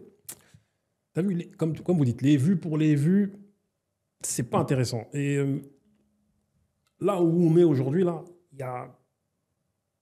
pour moi, il y a des émissions toutes les émissions sont symboliques. C'est-à-dire que on sait qui nous regarde. On est tous là, on regarde nos stats. Hein. Moi, je suis grand spécialiste. Hein. Je regarde qui nous regarde. Les mathématiques. Les mathématiques en Suisse. Ok, d'accord. En Belgique. La moyenne d'âge. Le sexe. Le sexe, tout, tu vois.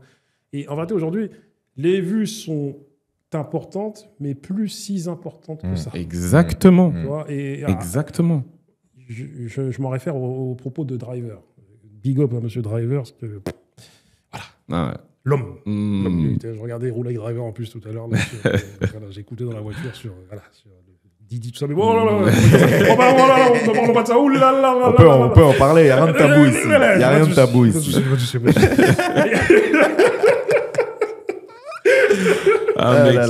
Ça me dépasse. C'est incroyable. C'est incroyable. Oh, non. Quelle histoire. Les gens de notre enfance. Et du coup, je sais même plus ce que je Oui, disais. tu disais qu'en fait, tu parlais de ça avec Driver. À un moment donné, avec Driver, Barbery, Driver me disait les gens, ils me parlent dans la rue, ils me parlent de la récré, mais l'émission a plus de popularité qu'elle fait de nombre de vues. Et on s'en est rendu compte de ça, en fait, avec le temps. C'est-à-dire que, même, disons les choses, le Prime, il y a un Prime qui est passé. C'est à nous de recréer un Prime. Parce que nous, le Prime, on l'a vécu de 2021 à 2024, comme je disais, tu vois. Ensuite, YouTube, vas-y, on renforce. Mais je sais qu'aujourd'hui, ce qui se passe, c'est que,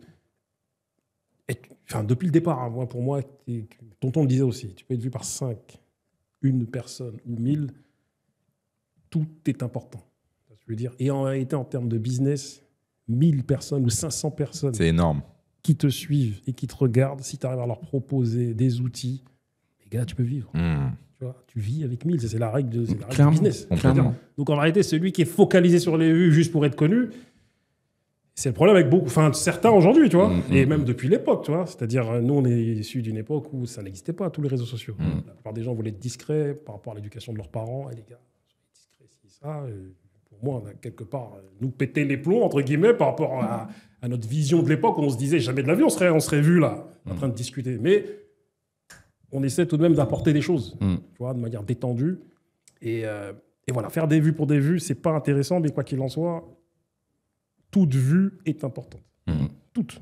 C'est ça. Si tu as un objectif derrière, si ton objectif c'est juste être connu, c'est exactement ça. Mais après, tu vois, encore une fois, tout dépend de l'intelligence que tu as. Tu as des gens qui sont connus et qui arrivent à monétiser cette notoriété. Mais tu vois, moi, mon esprit camerounais, c'est ça. C'est toujours regarder un peu, comme ce que tu disais par rapport à toi, il y a ça un peu dans notre son, c'est où est l'argent, tu vois. Et aujourd'hui, après 10 ans de grind, tu as une base solide pour monter un dossier, pour dire je peux vous mettre en avant, je peux vous faire briller, je peux mettre en exergue votre savoir-faire et vous permettre de booster au-delà de votre visibilité, parce que c'est très important aujourd'hui, personne ne dira le contraire, que tu sois une association ou un entrepreneur, je peux booster votre visibilité, parce qu'aujourd'hui, disons-le, elle est inexistante, mais surtout, vous permettre aussi, pourquoi pas, d'avoir plus d'adhérents, après, dépendant de ce qu'ils mettent en avant, tu vois, et ça, l'argent, il est là. Et ça ne demande pas d'avoir des millions de vues. Ça ne demande pas d'avoir une infrastructure super compliquée avec les dernières caméras. Non, c'est juste, je sais tenir un micro et je sais donner la parole et je sais vous faire briller. Et regardez 2-3 émissions, boum. Et être crédible. Pour moi, on est dans une ère où c'est de plus en plus le rapport de confiance et l'authenticité qui va permettre de transformer l'essai à la fin. C'est ça. Mais constamment, en vérité, depuis 10 ans, constamment, demain, j'ai au moins 8 événements.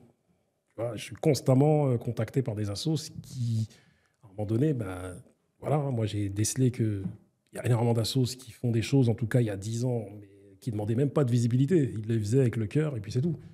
Et là, au fil du temps, il y en a qui ont capté qu'à un moment donné, il faut rendre visibles leurs actions. Tu vois. Donc, rien que demain, j'ai différentes... mais malheureusement, il y a une des actions où je ne pense pas pouvoir la faire parce que je suis payé pour une autre action où je dois mener un atelier, un reportage avec des jeunes. Tu vois. Donc, en fait, tous les fruits, tout ce qu'on a semé il y a 10 ans, aujourd'hui, se récolte aujourd'hui. Tu vois ce que je veux dire ? Et comme vous dites, à un moment donné, ce qui se passe, c'est que sur le site internet et sur ce que nous allons proposer, en tout cas à la fin de cette campagne, c'est en partie ce que vous me dites là. Tu vois ? C'est-à-dire, on va vraiment proposer un packaging, proposer vraiment des outils, proposer des associations. Vas-y, tu veux tant de... Tu veux une émission à travers laquelle tu présentes tes actions et que ça sera ta carte de visite. Vas-y, frère. Nous, on est là. Je veux dire. Parce que le plus important, comme je dis à plein de gars qui se lancent aujourd'hui dans le podcast, c'est que là, aujourd'hui, on sait qu'il y a la mode du podcast. Tu vois, et bizarrement, c'est pas comme le rap, où il y a beaucoup de rap de gogol, tu vois, mais il y a peu de podcasts de gogol. Et c'est très qualitatif. Hein. T'as vu le plus petit au grand. Moi, carrément, j'évite de regarder trop de podcasts parce que sinon, j'ai passé ma journée à écouter des podcasts. Tellement c'est super intéressant. T'as vu ?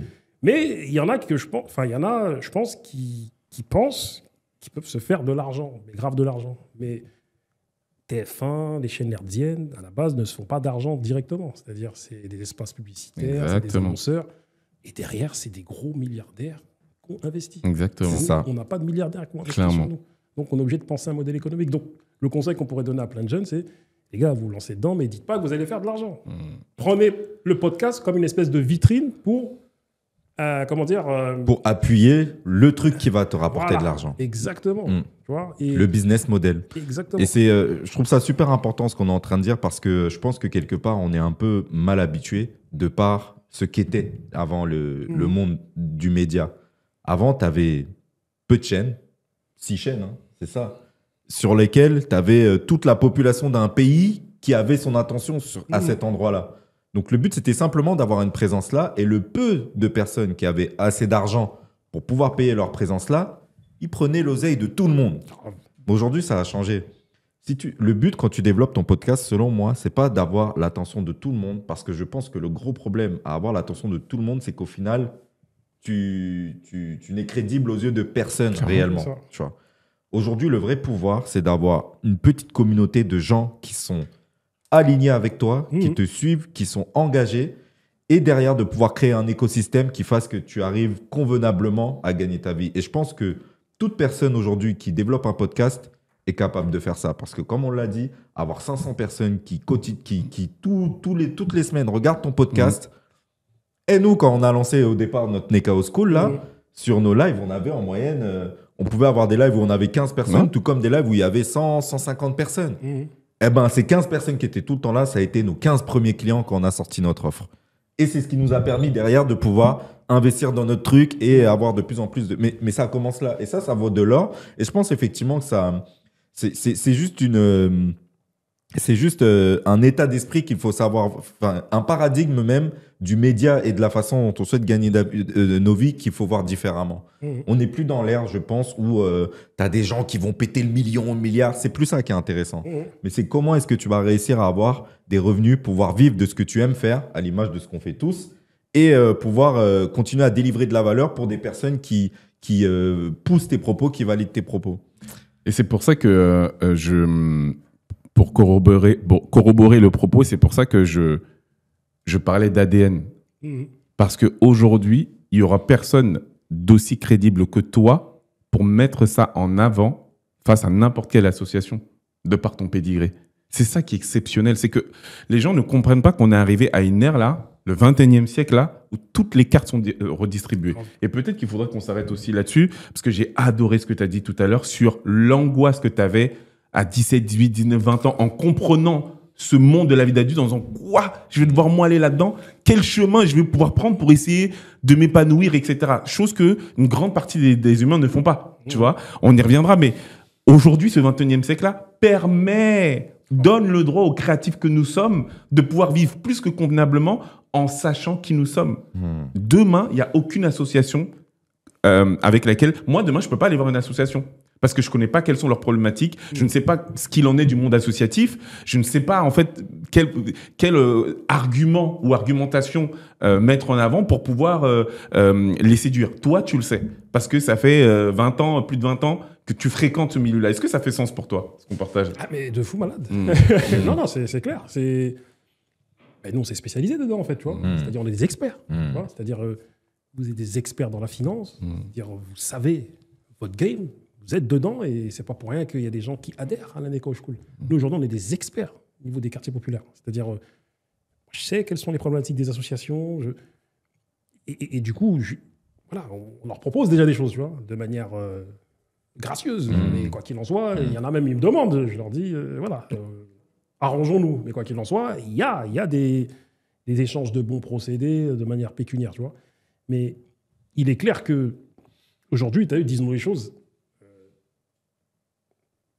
Il y a premier sur le rap, il y a premier sur les quartiers populaires. Bravo. Disons les choses aujourd'hui.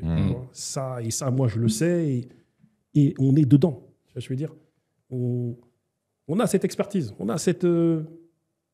avec d'autres, hein, mais on l'a. C'est-à-dire, la manière dont nous traitons nos sujets, ben, on estime que c'est du jamais vu, jamais entendu.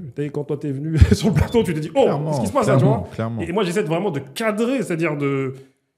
Je fais le David Pujadas, là, tu vois. C'est-à-dire, moi, il y a plein d'exemples que j'ai pris de journalistes qu'on apprécie ou pas. Mais... Ta position, elle n'est pas facile à tenir parce qu'à chaque fois, tu prends jamais parti. Tu vois, de ce que j'ai vu, tu prends pas parti. Tu es vraiment dans une volonté de distribuer de façon équilibrée la parole. C'est vrai. C'est fort, hein ? C'est pas facile. Ouais, c'est parce que je me suis dit que si tu te... En fait, j'essaie de... Ça m'amuse de jouer ce rôle-là. Ce rôle de... Eh, vas-y, je prends pas parti. Tranquille. Il y a des fois où ça doit brûler quand même. Oui, il y a des... Récemment, je me suis mis à dire ce que je pense. Un peu, à me lâcher un peu, notamment sur l'émission avec les sœurs. Exact. Les cheveux des femmes noires. À un moment donné, mon fait guet-apens. Elles m'ont dit qu'est-ce que tu penses, toi, moi Avant, on nous appelait les fatous, les ci, les ça. Est-ce que nanani, nanana Je dis mes sœurs, moi, c'est parti, vas-y. Je me livre. Tu vois. Ça a été un échange. Mais en tout cas, je ne sais plus ce que je. Moi, je voudrais savoir, est-ce que tu peux nous dire, en quelques mots ou pas d'ailleurs, pour les personnes qui nous suivent, pourquoi est-ce qu'elles connaissent ou pas des LNC, participer à cette levée de fonds? Avant de répondre à ta question, je voudrais parler de... Tu as parlé des niches. Et aujourd'hui, en fait, c'est ça notre force. C'est que, comme tu disais, avant, tout était centré sur... La télé était au centre de la société. Maintenant, c'est décentré. Tout est délocalisé. C'est-à-dire que tu peux compter sur une niche pour vivre. Exactement. Que tu sois un artiste, que tu sois un entrepreneur. Là, aujourd'hui, c'est ça notre force. Et tu as vu, là où je pense que nous trois, on est en train de faire de la prévention par rapport à tout ce qui se passe aujourd'hui, mais les jeunes sont super intelligents, en vérité. Tu vois, les gens de la vingtaine, ils savent où ils vont. Ils sont speed. Clairement. Ils ont un esprit entrepreneurial. Tu as vu, aujourd'hui, il y en a plein qui savent que le podcast, ils savent que ça ne va pas générer de l'argent, mais vitrine. Et à côté, ils développent, tu vois, ils travaillent à côté, comme certains d'entre nous aussi, et ils font ce qu'ils ont à faire. Super intelligents. Moi, je les vois, il y en a qui me contactent, je dis, gars, ils sont smart. Un média qui s'est créé récemment avec une asso qui s'appelle React Now. Ils sont dans l'aide par rapport aux personnes sans abri et tout ça. Enfin, voilà, pas mal d'actions sociales. Écoutez, ils ont développé leur podcast. Mais les petits derrière, frère, Bac plus 3, Bac plus 4, un tel... ingénieur, 6, les mecs savent où ils vont. Ça ne rigole pas. Et d'ailleurs, je fais une émission avec eux demain sur les gens de la vingtaine. Tu vois, on veut un peu voilà, essayer de déconstruire tous les clichés qui sont autour des gens de la vingtaine. Tu vois. Et là où là, on est vraiment dans l'avènement du podcast, c'est sur la fame. Tu vois, la prévention sur la fame. C'est-à-dire que je comprends que certains soient pris par cette fame en mode je suis quelqu'un, je deviens connu voilà, parce que mon podcast marche. Mais la fame pour la fame, ça ne sert à rien. Si fame il y a, autant que tu puisses la monétiser. Pour reprendre tes termes. Parce qu'à un moment donné, et je sais que dans ces 10 ans-là, voilà où on est avec notre bateau, là, et on est en train de... J'ai vu la fame, pour de la fame, et... Oui. Des étoiles filantes. Hein, après, l'être humain, tu as vu, voilà, bon nombre d'entre nous, on est sensible à le fait d'être... on te reconnaît, si et ça. Bien sûr. Et en fait, c'est une lutte avec soi-même pour éviter de péter un... pour éviter de se dire... de prendre la grosse tête. De se sentir important. Fort. Plus important que d'autres. Très, très fort. Et moi, je suis dans je suis dans une espèce de lutte. Après, c'est dans mon éducation et dans ma personnalité, c'est comme ça aussi que je suis. C'est-à-dire que je ne me prends pas pour quelqu'un d'important. Mais quand tu es confronté à ça peut dérégler parfois malgré toi. Hein, ouais. Et moi, j'ai vu des gars de notre génération qui sont là, frère. Ils se prennent pour quelqu'un. Pour des gens importants parce qu'ils sont reconnus sur les réseaux. Et du coup, tu dévis ton objectif. Et même, est-ce que certains même ont un objectif? Bon, ça, c'est un autre débat. Nous, on a des objectifs. C'est-à-dire, à un moment donné, on a cette angoisse depuis qu'on est petit de qu'est-ce qu'on va faire, quelle activité on va pratiquer qui ne va pas nous lasser avec le temps. Je l'ai encore, cette angoisse, parce que je me dis, gars, il faut qu'on y arrive, parce que j'ai envie de tranquille, moi. J'ai envie de faire quelque chose et voilà, je ne m'en lasse pas. Et la discussion, on s'en lasse pas. Ouais. Bien sûr. On s'en lasse pas. Et si on arrive à monétiser notre discussion qu'on a depuis des années dans nos quartiers, vous, à Champigny-Bois-l'Abbé, vous étiez là, vous discutiez. Moi, à Grigny-la-Grande-Borne et d'autres, en fait, on n'a fait que mettre en lumière nos discussions qu'on a dans nos quartiers depuis des années, alors que les médias mainstream disaient que ces quartiers-là, regardez, avec des sauvages, des gens qui ne savent pas. Ils ont rien à dire, ils ne savent pas tenir une conversation. Et si on a créé tout ça, en fait, c'est parce que les médias mainstream, on s'est dit, c'est bon, tonton, il a dit, et nous, on s'est dit, à un moment donné, on va donner notre vision et notre version de la réalité, de nos réalités. Tu te souviens quand on avait ces conversations-là, sur ce que vient de dire Booba, sur le fait d'avoir pas mal d'abonnés, d'avoir une lumière sur soi, mais de galérer à la fin du mois? De ouf. Bah, ça a été ma réalité. Avant de me lancer dans la gestion de patrimoine, j'étais comédien et je faisais des millions de vues sur certains contenus. Ça ne me rapportait pas d'oseille. Hein. J'étais en couple, je savais pas comment m'assumer, comment vivre ma vie d'homme de façon pleine. Et oui, moi, j'ai été vraiment confronté à ça. J'ai vu que ça servait à rien. S'il n'y a pas de business model et que tu rentres pas d'argent, tes millions de vues, ils servent à rien. Ok, il y a des gens qui vont t'arrêter dans la rue, qui vont prendre des photos avec toi, qui vont dire qu'ils adorent ce que tu fais, mais ça va pas te nourrir à la fin du mois. Donc, malheureusement, en tout cas aujourd'hui, dans le monde dans lequel on vit, tu es obligé de prendre en compte l'aspect financier. Et l'aspect financier ne peut pas... tu ne peux plus vivre aujourd'hui qu'avec les vues. Contrairement peut-être à une époque, je pense. Même sur TikTok, je sais qu'à un moment donné, apparemment, TikTok rémunérait bien ou je sais pas quoi, mais ça reste quand même trop de boulot ingrat. Et en plus, au final, c'est travailler pour une plateforme. Ça veut dire que le jour où tu fais moins de visibilité ou tu as moins de visibilité, tu n'as plus autant d'argent qui rentre. Donc, c'est le meilleur moyen d'être esclave, je trouve, de ces médias-là. Donc, il faut se sortir de ça le plus rapidement possible. Et je trouve aussi qu'on arrive un peu au bout de ces personnes qui étaient motivées par ce star system, tu vois. À l'image, on en parle un peu, mais d'Alexis Chance, Adé Laurent, ce sont des personnes qui font tout pour qui font tout pour la visibilité. On aime ou on n'aime pas, je suis pas là pour juger, mais j'ai comme la sensation quand même que on est de plus en plus à la demande de personnes authentiques et que ce sont les personnes authentiques comme nous, j'ai envie de dire, mais qui vont prendre le relais. C'est une sensation que j'ai. Après, on verra, mais pour moi, il y aura de moins en moins de stars qui prendront toute l'audience. Après, ils sont intelligents, les deux que tu as cités là. Quand je dis intelligents, c'est dans la mesure où ils sont dans ce qu'on disait. Ils attirent un maximum de lumière, leur permettant de développer leur business derrière, tu vois. Moi, j'attends de voir où ça va mener. Aujourd'hui, qui gagne de l'argent.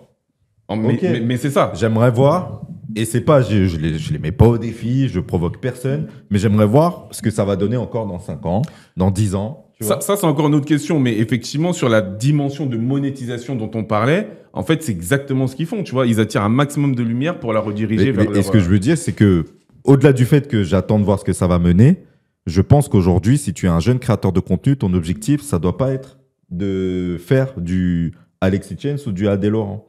Ça doit pas être de vouloir être la star qui va avoir un maximum de visibilité, si vraiment tu veux pouvoir gagner ta vie avec du contenu. On en revient à nos sujets de toujours, tu vois. Quand tu dis tu ne dois pas, tu vois, moi je pense qu'un mec comme Inoxtag, il était dans sa chambre au préalable, il rêvait d'être l'un des plus grands streamers de France, il l'a fait. Combien de gens comme lui ont rêvé de le faire et ne l'ont pas fait, tu vois. Il n'est pas là depuis aujourd'hui.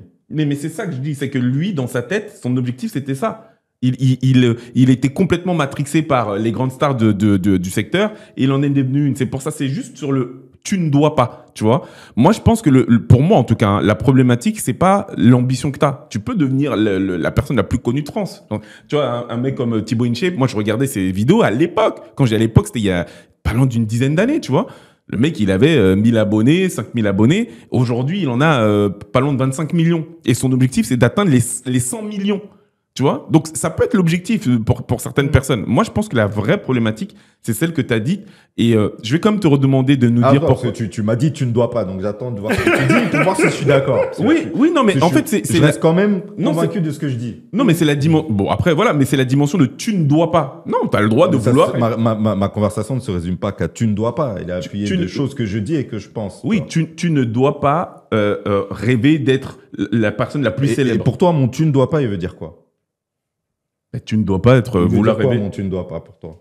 Je sais pas qu'est-ce que je sais pas, moi j'en sais rien. Tu ne dois pas te lancer sur les réseaux en espérant devenir parce que c'est mon tu ne dois pas pour toi, il veut dire que tu as l'obligation de. Moi en vrai c'est un style, tu vois, c'est une tournure de phrase. Pour dire. Je dis tu ne dois pas, mais en vrai ce qui veut dire mon tu ne dois pas, c'est si aujourd'hui tu es un jeune créateur de contenu qui veut te lancer dans du podcast, le plus gros de tes intérêts, si on suit la tendance, il n'est pas de vouloir avoir des millions de vues, mais il est surtout de créer un contenu authentique pour pouvoir faire vivre ton business. C'est ça qui veut dire mon tu ne dois pas. C'est là où donc si tu restes accroché à ça, oui, mais tu peux ne pas être d'accord. Ouais, mais c'est sur ça en fait. Pas sur le tu ne dois pas. Oui, mais c'est sur ça que je suis pas d'accord.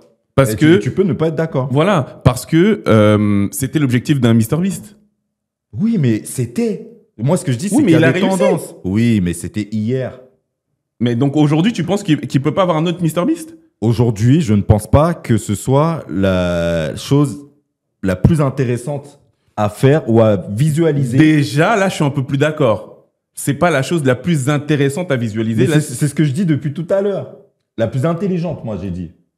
Ok, bon, après, tu vois, sinon, bah, voilà, parce que sinon, on va débattre pendant des... C'est que je dis que pour moi, là où avant, tout le monde voulait être celui qui aurait le plus de visibilité, le plus de trucs pour pouvoir vivre, et c'était un objectif, pour moi, quelque part, de Star System, je crois de moins en moins à ce business model. Parce que pour moi, c'est un business model. Et je pense que si aujourd'hui, tu veux faire de la création de contenu, ce n'est pas vers ça que tu devrais. Alors si mon tu devrais derrière... Non, mais tu vois, entre tu devrais... Non, t'as dit tu ne dois pas. Pour moi, vraiment, t'as vu, je t'ai dit dès le départ, moi, c'est toujours ça, c'est le tu ne dois pas. Pour moi, je vois une différence entre tu devrais et tu ne dois pas. Mais peut-être que pour toi, ça veut dire la même chose. Moi, c'est juste, tu vois, sur la sémantique. Moi, en vrai, c'est pas important pour moi. Voilà. Donc, tu vois, c'est juste ça. Parce que si c'est ça, on est d'accord, tu vois. Je vais essayer de vous mettre d'accord. Juste un dernier mot, tu vois. Un mec, tu vois, comme Kai Cenat, c'était son rêve. C'est l'un des premiers. Juste à côté d'Aisho-Speed. C'est des gens qui rêvaient d'avoir des millions et des millions. Ils l'ont fait. Pour combien de personnes? Enfin, tout le monde ne sera pas Kai Cenat. Tout le monde ne sera pas Aisho-Speed. Et donc, c'est dans ce sens-là que le tu ne devrais pas me parle plus que tu ne dois pas. De moins en moins. Mais ok, voilà. J'entends ce que tu dis. Mais c'est juste la sémantique. Mais si on dit la même chose là-dessus, on est 100% d'accord. Voilà. Petit jeu verbal. Comme we told. Yes. C'est humain en réalité comment dire Exactement. De vouloir que son message... et que même des gens fassent des éloges et que ça nous touche et que tu as vu, on soit plus ou moins populaire et que ça fasse plaisir d'être populaire, ça je le comprends. Même si, quand tu regardes le parcours de beaucoup, c'est une belle prison dorée. Parce que les gens ne peuvent plus vivre comme ils voulaient et finalement, c'est pour ça que vouloir être connu... t'as plus de crédibilité forcément. C'était quand je me suis penché sur l'Assemblée là, lorsqu'ils ont fait l'audition de Nasdaz, Adé Laurent et Alexis Chance. Moi j'ai regardé celle de Nasdaz. Nasdaz il a dit un truc à la fin. Ne vous lancez pas. Il a dit ne vous lancez pas sur les réseaux. Il le pense pour toi? Parce que j'ai pas vu en entier. Pour toi, c'est honnête? Enfin, c'est sincère? Je pense qu'il le pense pour son enfant. Ok. Tu vois? Parce qu'il vient d'avoir un enfant et il se dit, gars, c'est pas ce que je veux pour mon enfant. Tu vois? Et en même temps, je pense qu'il est débordé par ce qui se passe. Des gens qui viennent chez toi, des gens qui... Mais oui, c'est trop. Je pense que ces personnes-là qui ont tout fait pour le fame, le gros problème, c'est qu'effectivement, derrière, on les reconnaît pour ce qu'ils ne sont pas. Je trouve que c'est Corneille qui le met très bien en avant. Quand il passe chez We Hustle et tout, il dit qu'il ne supportait pas le fait d'être vu comme une star objet. Tu vois, parce qu'au final, les gens se comportent avec lui comme s'ils le connaissent, mais ils ne le connaissent pas. Et pour moi, tu n'as pas intérêt aujourd'hui, quand tu te lances dans la création de contenu, de viser le star system parce qu'au final, tu vas avoir des fans, mais qui ne vont pas te connaître. Mais moi, aujourd'hui, franchement, et ça, c'est un truc que j'adore, on fait de la création de contenu. La plupart des gens qui regardent nos contenus et qui me croisent dans la rue, ils me connaissent. Parce que je ne me cache pas dans la personne que je suis. Je vais pas corrompre la personne que je suis pour avoir de la visibilité. Et c'est ça qui est beau, je trouve, dans... Et moi, j'ai envie de dire, moi, je suis pas de la politique il ne faut pas se lancer sur TikTok. Je pense qu'il faut se lancer sur les réseaux. Enfin, je pense. Je vais pas dire il faut, parce que tu vas me dire que vraiment. Non, mais tu as le droit aussi d'avoir tes positions. Non, mais je pense en tout cas que c'est intéressant de se lancer sur les réseaux, mais qu'il ne faut pas le faire de n'importe quelle façon et qu'il ne faut pas être prêt à corrompre toute ta personnalité pour la visibilité. Tu as la possibilité de te mettre en avant avec ta personnalité et je pense que ça, là, c'est un atout qui va de plus en plus compter dans le temps qui va venir. Votre désaccord dans les temps qui vont venir. Votre désaccord m'inspire. Hein, parce que franchement, pour le coup, on a un accord. Hein. Oui, mais en vrai, on est d'accord. On aime bien. Non, mais c'est bien parce que regardez, j'ai pris des notes là. Comme d'hab. Ça, c'est Monsieur Note. En fait, moi, je crois que la célébrité, l'ultra-popularité, c'est pas naturel. C'est pas fait pour l'être humain. Je suis d'accord. Totalement. On le voit de Michael Jackson à Britney Spears à même des stars françaises. Tout le monde a fini mal. Parce que c'est incontrôlable, c'est pas normal d'être aussi vu, c'est pas normal d'être aussi adulé. Donc, je comprends ton terme quand tu dis il ne faut pas, je comprends quand tu dis qu'on ne devrait pas, qu'on ne devrait pas, parce que vraiment, être ultra connu et trop populaire, tu n'es plus perçu comme une personne normale et même les gens le vivent mal. Regarde Yams à l'époque, super connue, chez elle toute seule, dépression, j'arrête. Ouais, on a parlé de P. Diddy, voilà. Excusez-moi. Ça reste la problématique qui est liée au fait que le mec, il a tellement été adulé par tout le monde, on lui a tous aidé et il s'est pris pour un dieu. Et l'être humain, en fait, a vu, je pense que la lumière corrompt l'âme. trop de lumière qu'on enflamme. Ça brûle. Ça brûle, tu vois. Pour en revenir sur mon propos aussi, par exemple, là, on sait que dans les numéros 1 qui font beaucoup d'audience, il y a le Sherman avec Hustle, il y a Iconic, il y a Balou, il y a CKO. Et on sait qu'aujourd'hui, ils sont connus, mais reconnus. Moi, je pense qu'on est dans cette position-là, nous. À une certaine échelle, enfin connus, en tout cas des gens qui nous suivent, mais surtout reconnus pour son travail. Et c'est ce qui fait qu'on a la tête sur les épaules et la tête froide, parce que là, on est dans une mission de vie, en réalité. Je veux dire, une mission de vie qui change même la vision de vie de certaines personnes. Et quand on est investi d'une mission... que moi, je nous appelle des blagues justiciers, tu vois. On fait partie de ma ligue, tu vois. Vous ne le savez pas, on fait partie de ma ligue. La ligue, on le sait, t'inquiète. On le sait très bien, on est dans la même matrice. On est dans la même ligue, donc on est là pour accompagner, faire du mieux qu'on peut et transmettre des messages et apporter des visions qui soient complémentaires et positives pour les gens, tu vois. Et je vais te demander ensuite de revenir sur le pourquoi il faudrait que les gens qui nous suivent là participent à cette levée de fonds sur Ulule. Mais avant, parce qu'on arrive sur la fin, une des choses qui m'a le plus touché, Frangin, c'est que moi, je vous suis, mais en l'occurrence, je te suis depuis des années. Et c'est vrai que tu as ce rôle, et je le dis sans côté péjoratif, de passeur de plat, mais d'excellence, tu vois. Tu sais tenir un plateau. C'est une évidence, tu vois. Et ce qui m'a le plus touché, c'est que derrière cette image de l'homme avec le verbe haut, tes introductions, au-delà de la petite introduction là qui nous a fait au départ, tu sais comment placer le cadre en fait de la thématique qui sera abordée. On connaît pas forcément l'homme. Et dernièrement, ce qui m'a touché, c'est que tu as évoqué les sacrifices, notamment d'ordre familiaux, que t'as coûté cette volonté d'avoir à imposer un média type DLNC et tout ce que tu as fait, parce que tu en as fait des choses. Si tu pouvais revenir en arrière, est-ce que tu penses que tu ferais les choses différemment ? Et peut-être, dans la mesure de ce que tu peux, de ce que tu veux partager, dire peut-être pour les personnes qui n'ont pas suivi, ce que ça veut dire de créer un média, est-ce que ça t'a coûté, du coup, de ce point de vue-là, tu vois ? Que te dire, à part que tu m'as vu venir en boitant, t'as vu, j'ai une fracture de fatigue au niveau du pied droit, là. Apparemment, les médecins me disent que c'est dû à... Normalement, c'est des athlètes de haut niveau qui ont ça. Après, moi, c'est vrai que... T'es un boxeur.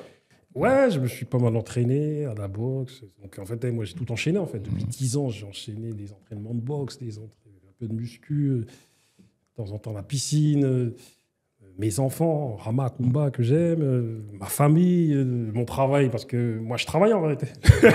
En vrai, je travaille, j'ai un travail. Mon travail, c'est référent insertion et je m'occupe de jeunes en difficulté, en tout cas, on les accompagne vers l'emploi de 16 à 29 ans. Et ça, c'est mon travail principal de base. Donc, en fait, c'est pour ça que lorsque on fait nos émissions, sur la récré, disons des choses, en fait, là où c'est inédit, où on est, nous tous là, et avec d'autres, des pionniers, c'est que nous savons de quoi nous parlons. C'est-à-dire qu'on fait des émissions, mais on est des journalistes, entrepreneurs... activistes, social, c'est-à-dire nous savons de quoi nous parlons parce que nous travaillons dans ces domaines-là. C'est pas comme si on était des journalistes qui parlent et qui survolent les sujets sans vraiment les connaître. Nous, on sait. On sait parce qu'on est dedans. Par exemple, vous êtes là, vous, Can We Talk, Nekaouchkoul, derrière une expertise. Quand tu parles, on te croit, on sait et ça sent. T'as qu'à vérifier, vérifie, tu verras. C'est la même pour nous, en fait. En te disant tout ça, voilà, il arrive ce moment où j'ai un trou de mémoire. Oui, non, je te parlais de ce que tu as partagé autour des sacrifices, tu vois, d'ordre familial que tu as dû fournir, on va dire ça comme ça, pour arriver en fait à l'exposition et à la mise en place de... Voilà, moi, comme je le dis assez souvent maintenant, faut être mesuré. Je déconseille à quiconque de faire l'ensemble des sacrifices que j'ai pu faire.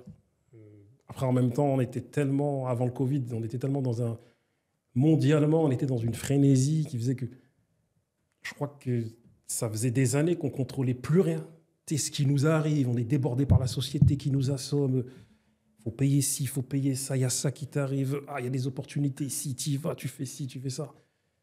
Et du coup, tout comme la majorité des êtres humains sur Terre, je me suis laissé déborder par cette société, tu vois. Et du coup, en voulant aussi proposer cette vision du média, forcément, tu sacrifies du temps. Tu vois, du temps pour ta famille, du temps même pour tes amis, tes frères, tes sœurs. Donc, voilà, moi, je conseille à tous ceux qui se lancent dans tout ceci de vraiment se mesurer et doser. Parce que vraiment, il faut privilégier sa famille. C'est très important. Tu vois, j'ai mes filles, voilà, elles grandissent. 16 ans, 9 ans. Voilà, il faut passer du temps de qualité avec elles. Tu vois. Maintenant, bien sûr, hein, j'ai œuvré pour cette mission de vie depuis 9 ans maintenant. Il y a des objectifs qu'on est en train d'atteindre petit à petit. Mais c'est vrai que quand on fait la balance, tu te dis, quand même beaucoup de sacrifices. Quand même. Qu'est-ce que tu ferais différemment? En vérité, je vais te dire ce que je ferais différemment, mais je ne sais même pas comment je l'aurais fait différemment vu la frénésie dans laquelle on était. Je ne sais même pas si j'aurais pu, mais en tout cas, il y a peut-être des endroits où je ne serais pas forcément allé parce que, vas-y, à un moment donné, vas-y, ça, je ne le fais pas parce que... Mais en même temps, ma fille Kumba, là, qui est mon troisième bras, quand tu regardes les street reportages, elle est là. Et tu la vois, par exemple, avec Assa Traoré, elle est assise sur les genoux d'Assa, je suis en train de l'interviewer. Et à des moments donnés, les gens ne me voyaient pas, mais je prenais ma caméra et Kumba, elle était là. Elle avait 4 ans, 5 ans, 3 ans, je la tenais. Tu vois, donc je suis allé partout, en tout cas en particulier avec ma fille Kumba, tu vois. Et je l'ai emmenée. Je pense qu'il y a des rythmes à accepter, tu vois. Et au début, quand tu lances une activité, tu es peut-être un peu obligé de tout donner, tu vois, et de faire en sorte que ça puisse passer. Le plus important, c'est aussi d'être entouré de personnes capables de respecter ça. C'est ça. Mais c'est pas facile. C'est pour ça que la famille, c'est grave important, tu vois. Moi, je sais que ma famille, en fait, elle a pris part dans tout ça. Ils ont capté, en fait. Et ça, il est dans un... Même ta fille, est-ce qu'elle en garde un mauvais souvenir de ces moments-là, tu vois? Parce qu'elle, à chaque fois... Hier, j'en parlais avec elle dans la voiture, elle me disait... J'ai dit, t'as vu, à chaque fois qu'on va dans un événement, on mange, t'as vu? J'attends, c'est quoi? Voilà, hein? On revient toujours au truc des Renois. On mange. Elle me dit, oui, est-ce qu'il y a un barbecue? Est-ce qu'il y a un... Si, t'inquiète pas. Parce que souvent, c'est des endroits associatifs. Donc, c'est des endroits où il y a des événements associatifs. Donc, forcément, des barbecues, des gens avec leurs enfants. Donc, je viens avec mes enfants, tranquille, tu vois. Et je ne sais plus ce que tu me disais. Je disais simplement qu'il y a des périodes où tu es obligé, peut-être, de sacrifier et de tout donner pour, en fait, ma famille, lancer ton truc. Ils ont capté... T'as vu, le week-end, généralement, soit je vais voir ma famille et je me pose chez mes parents, là, comme un enfant de 16 ans. Ouais, je me pose, je bouge plus et vas-y, je les aide et je les écoute et on discute. Soit je vais en reportage et en tout cas, je vais très fréquemment avec ma fille, tu vois. Et du coup, en fait, ma famille, ils ont capté. Quand je m'en vais, mon père, des fois, il me demande bon, là, tu vas où là? Ouais, là, je vais faire un reportage. Je me dis, ok, tu vois, parce qu'ils savent. Et que c'est pour ça que j'insiste sur le fait qu'on a eu du mal à se dire qu'on est des journalistes, ci et ça, mais on est issu de culture où, à un moment donné, quand on fait des choses, nos parents nous demandent des comptes quand même. Ils veulent savoir, mais en fait, qu'est-ce que tu fais là? Et si ton activité, à un moment donné, tu fais quelque chose pour t'amuser, ils vont te dire, mais Guillaume, t'as plus l'âge en fait, c'est fini ça, tu vois. Donc du coup, en fait, ma famille, ils sont rentrés dans le projet. C'est-à-dire de manière formelle ou informelle, mais en tout cas, je sais qu'ils soutiennent, ils sont là, ils savent que, t'as vu, je suis dans une mission et... Justement, par rapport à cette mission, moi, ce sera ma dernière question. Après, de toute façon, il faut conclure. Ouais. Tu dis souvent que tu es un homme de mission, et moi, c'est quelque chose auquel je suis sensible parce qu'on estime être aussi des hommes de mission. Dans le meilleur de tes chemins, où est-ce que tu aimerais que ta mission te mène? Qu'est-ce que tu aimerais retenir de ce que tu auras apporté à ce monde, à la fin de ta vie, par exemple? Et même, qu'est-ce que tu voudrais, du coup, que tes enfants, tes filles puissent dire de toi une fois la course clôturée, la course terrestre, hein? Dans le meilleur des chemins. Les gars, là on pose une vraie question. Qu'est-ce que je voudrais C'est difficile à répondre parce que je ne sais pas si vous avez dû capter que je parle souvent avec le nous. je parle très peu de jeux. Et moi, je parle de toi. Moi, il y en a qui sont égocentriques, égocentrés. Moi, j'essaie de me décentrer. C'est un combat contre moi-même. Je me dis, gars, il faut arrêter de... Mais tu restes un individu. Voilà, exactement. Qui a des choses à apporter, qui est là pour une raison. Ce que j'aimerais qu'on dise, en tout cas, que mes enfants ou ma famille ou ceux que j'aime retiennent, c'est que j'ai été investi, j'ai aidé du mieux que je pouvais. Moi, j'ai cette image à Grigny, notamment. Il y a des gens qui, des fois, quand ils voyaient Black 10 arriver, c'est qu'ils murmuraient, il y a Malcolm X qui va venir, il commence à faire le philosophe. Tu vois, une fois, il y a Big Mac de la Coméra qui dit, il me voit comme ça, j'arrive et je check tout le monde, il dit Black 10.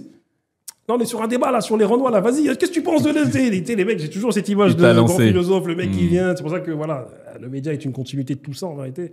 Mais vraiment que, en fait, je suis allé jusqu'au bout de mes idées, en fait. C'est-à-dire, c'est pour ça qu'à Grigny, là d'où je viens, mon pays, si puis-je dire, tu vois, il y a entre guillemets, il y a peu de gens qui se lèvent pour dire « Ah, mais vas-y, lui, c'est un mytho. » Ce que je dis là, vous-même, vous savez, je le dis depuis, ça fait des années. Tu vois. Donc, du coup, je suis allé jusqu'au bout de mes idées et le meilleur canal que j'ai pu trouver, c'est le média.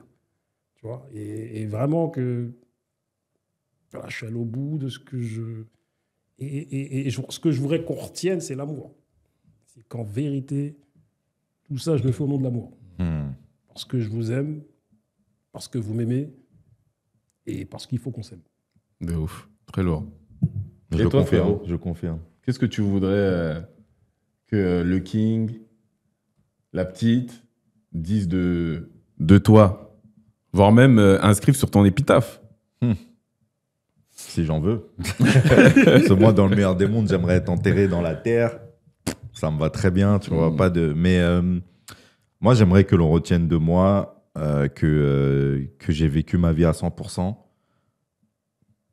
Et quand je dis vivre, il faut vraiment prendre le mot vécu, tu vois, parce que je trouve qu'il y a trop de personnes qui ne vivent pas leur vie. Donc, j'ai vécu ma vie à 100%, autant pour moi que pour les autres. Voilà. Magnifique. Moi, la première chose, c'est que j'aimerais que le petit dise que j'étais un bon père. Ça me toucherait vraiment. Bon, je ne serais pas là pour le voir, mais c'est très important pour moi, cette qualité-là. Et d'où le sacrifice. Et pourquoi je t'ai dit même en off, quand on s'est vu à la première des frères, là, Iboga, que ça m'avait beaucoup touché, que tu partages là-dessus, vraiment. C'est pour moi très important. C'est mon gars de ouf. Et pareil, en fait. Cette notion de... On ne se rend pas compte à quel point, et on n'a pas pu creuser ça, mais ça a énormément fait écho chez moi lorsque tu as évoqué cette angoisse, parce que je l'ai vécu, cette angoisse, terriblement. On l'a vécu. On l'a vécu, tu vois. Et beaucoup ignorent et acceptent le fait de se fermer à cette dite liberté. C'est pas la question de difficulté. On a beaucoup accentué sur la difficulté, sur la notion de sacrifice que ça demandait. Mais tu as fait ce que tu voulais. On fait ce qu'on veut, tu vois. J'ai fini à dormir dans ma voiture parce que je voulais être entrepreneur. Tu vois, je n'ai pas que réussi. J'ai fait de très belles choses, mais j'ai échoué aussi, tu vois. Mais même dans cette difficulté-là, en fait, ce goût qu'a la liberté de faire ce que tu as envie de faire, ça n'a aucun prix. Aucun prix. Et pour ça, ça vaut, je pense, bien tous les sacrifices. Donc, on rentre dans vivre sa vie à 100%. C'est ça. Parce qu'on est libre. Nous, on se sent libre. C'est ça. Même si on est dans une société qui nous surveille de partout, là, tu vois. Et on se sent libre. Ah, clairement. Et c'est pas qu'une question de compte en banque. Je pense que ça peut faire office de coup de cœur, là, ce qu'on vient de dire. De ouf. De ouf. Tu sais quoi? D'habitude, on a la conclusion, mais si on lui laissait la conclusion. Je suis complètement d'accord. Et si tu peux inclure notamment le pourquoi est-ce que les gens là qui nous suivent, pourquoi vous devez aller vraiment aider le média des LNC, que vous le connaissiez ou pas. Et je tiens d'abord à te remercier. Franchement, déjà de m'avoir invité et de m'avoir donné la lumière sur ton émission. Vraiment, je te remercie parce que ça m'est arrivé deux ou trois fois. C'est ça. Et merci d'être là parmi nous. On a passé un bon moment. Clairement. Merci d'avoir accepté. Vous auriez pu ne pas accepter. Pourquoi? Impossible. Impossible. Franchement, moi, j'ai été content que vous acceptiez. Tu vois. Pourquoi disons-nous les choses? Pour que nous puissions continuer à dire les choses. voilà, ce média, c'est le vôtre, c'est le nôtre, c'est le média du peuple. Premier sur les quartiers populaires, premier sur les populations dites modestes, sur la ruralité aussi, parce qu'on va se pencher dessus, tu vois, sur ces différentes communes, enfin ces différentes populations aussi, tu vois. Et voilà, venez, faisons, continuons à dire les choses et surtout aimons-nous. Et en guise de conclusion, je dirais que sachez qu'il y a, disons les choses, qui va arriver avec M. Tanguy de Bangui, Let's go. De Black Network, M. Mamadou Malé de Event Réseautage et des messieurs de la Nekao School. Oui, monsieur. Yep. On va envoyer une grosse émission. Exactement, d'ici la rentrée, parce qu'on n'a pas réussi à se... Tu vois, on a déjà envoyé des messages, là, on a essayé de se... Ah, j'ai dit, gars, j'ai proposé, je prends 5 ou 6 dates, j'ai dit, ah, c'est impossible, là, c'est pas possible, tu vois. Et du coup, bah voilà, le thème, voilà, je l'annonce. Les Noirs sont-ils, comment dire, assez éduqués financièrement et du coup, on va en discuter. Magnifique. Magnifique. Let's go. Merci, monsieur. Merci à toi. On est ensemble. Merci à vous. Abonnez-vous, partagez, c'est important. Ah oui, moi, je fais ton travail, mon frère. Non, c'est moi qui... Ah, c'est toi qui C'est moi qui ai introduit. Non, mais écoutez, les amis, rendez-vous dimanche prochain à 11h. Prenez soin de vous. Il y en a qui disent l'argent c'est le nerf de la guerre. Moi je dis que l'argent ça peut être la guerre des nerfs si on n'en a pas. Et c'est quelque chose dont on doit être capable, si on est un mouvement de libération, de gérer ça intelligemment, sans être dans l'excès, mais pour qu'on puisse aller dans la bonne direction. Une révolution sans moyens, c'est une révolution vouée à l'échec. Un homme noir ou une femme noire sans éducation financière est en featuring avec la pauvreté. Mais il n'est pas au courant qu'il est en featuring. C'est ça le plus violent. C'est pour ça que nous, dans nos communautés, on souffre le plus. Parce qu'un frère qui fait un crédit à la consommation pour un mariage, il n'a pas conscience qu'il est en featuring avec la pauvreté. L'éducation financière, c'est pour tout le monde. Et en fait, même dans un couple, en fait, la femme, elle devrait proposer une gestion, l'homme devrait proposer la sienne, et du coup, on devrait faire une réunion pour savoir qui a raison et comment on s'entend. Aujourd'hui, je sais que la Nekao School représente vraiment, à mes yeux, et j'espère que ce sera aussi à vos yeux, le Harvard de l'éducation financière française.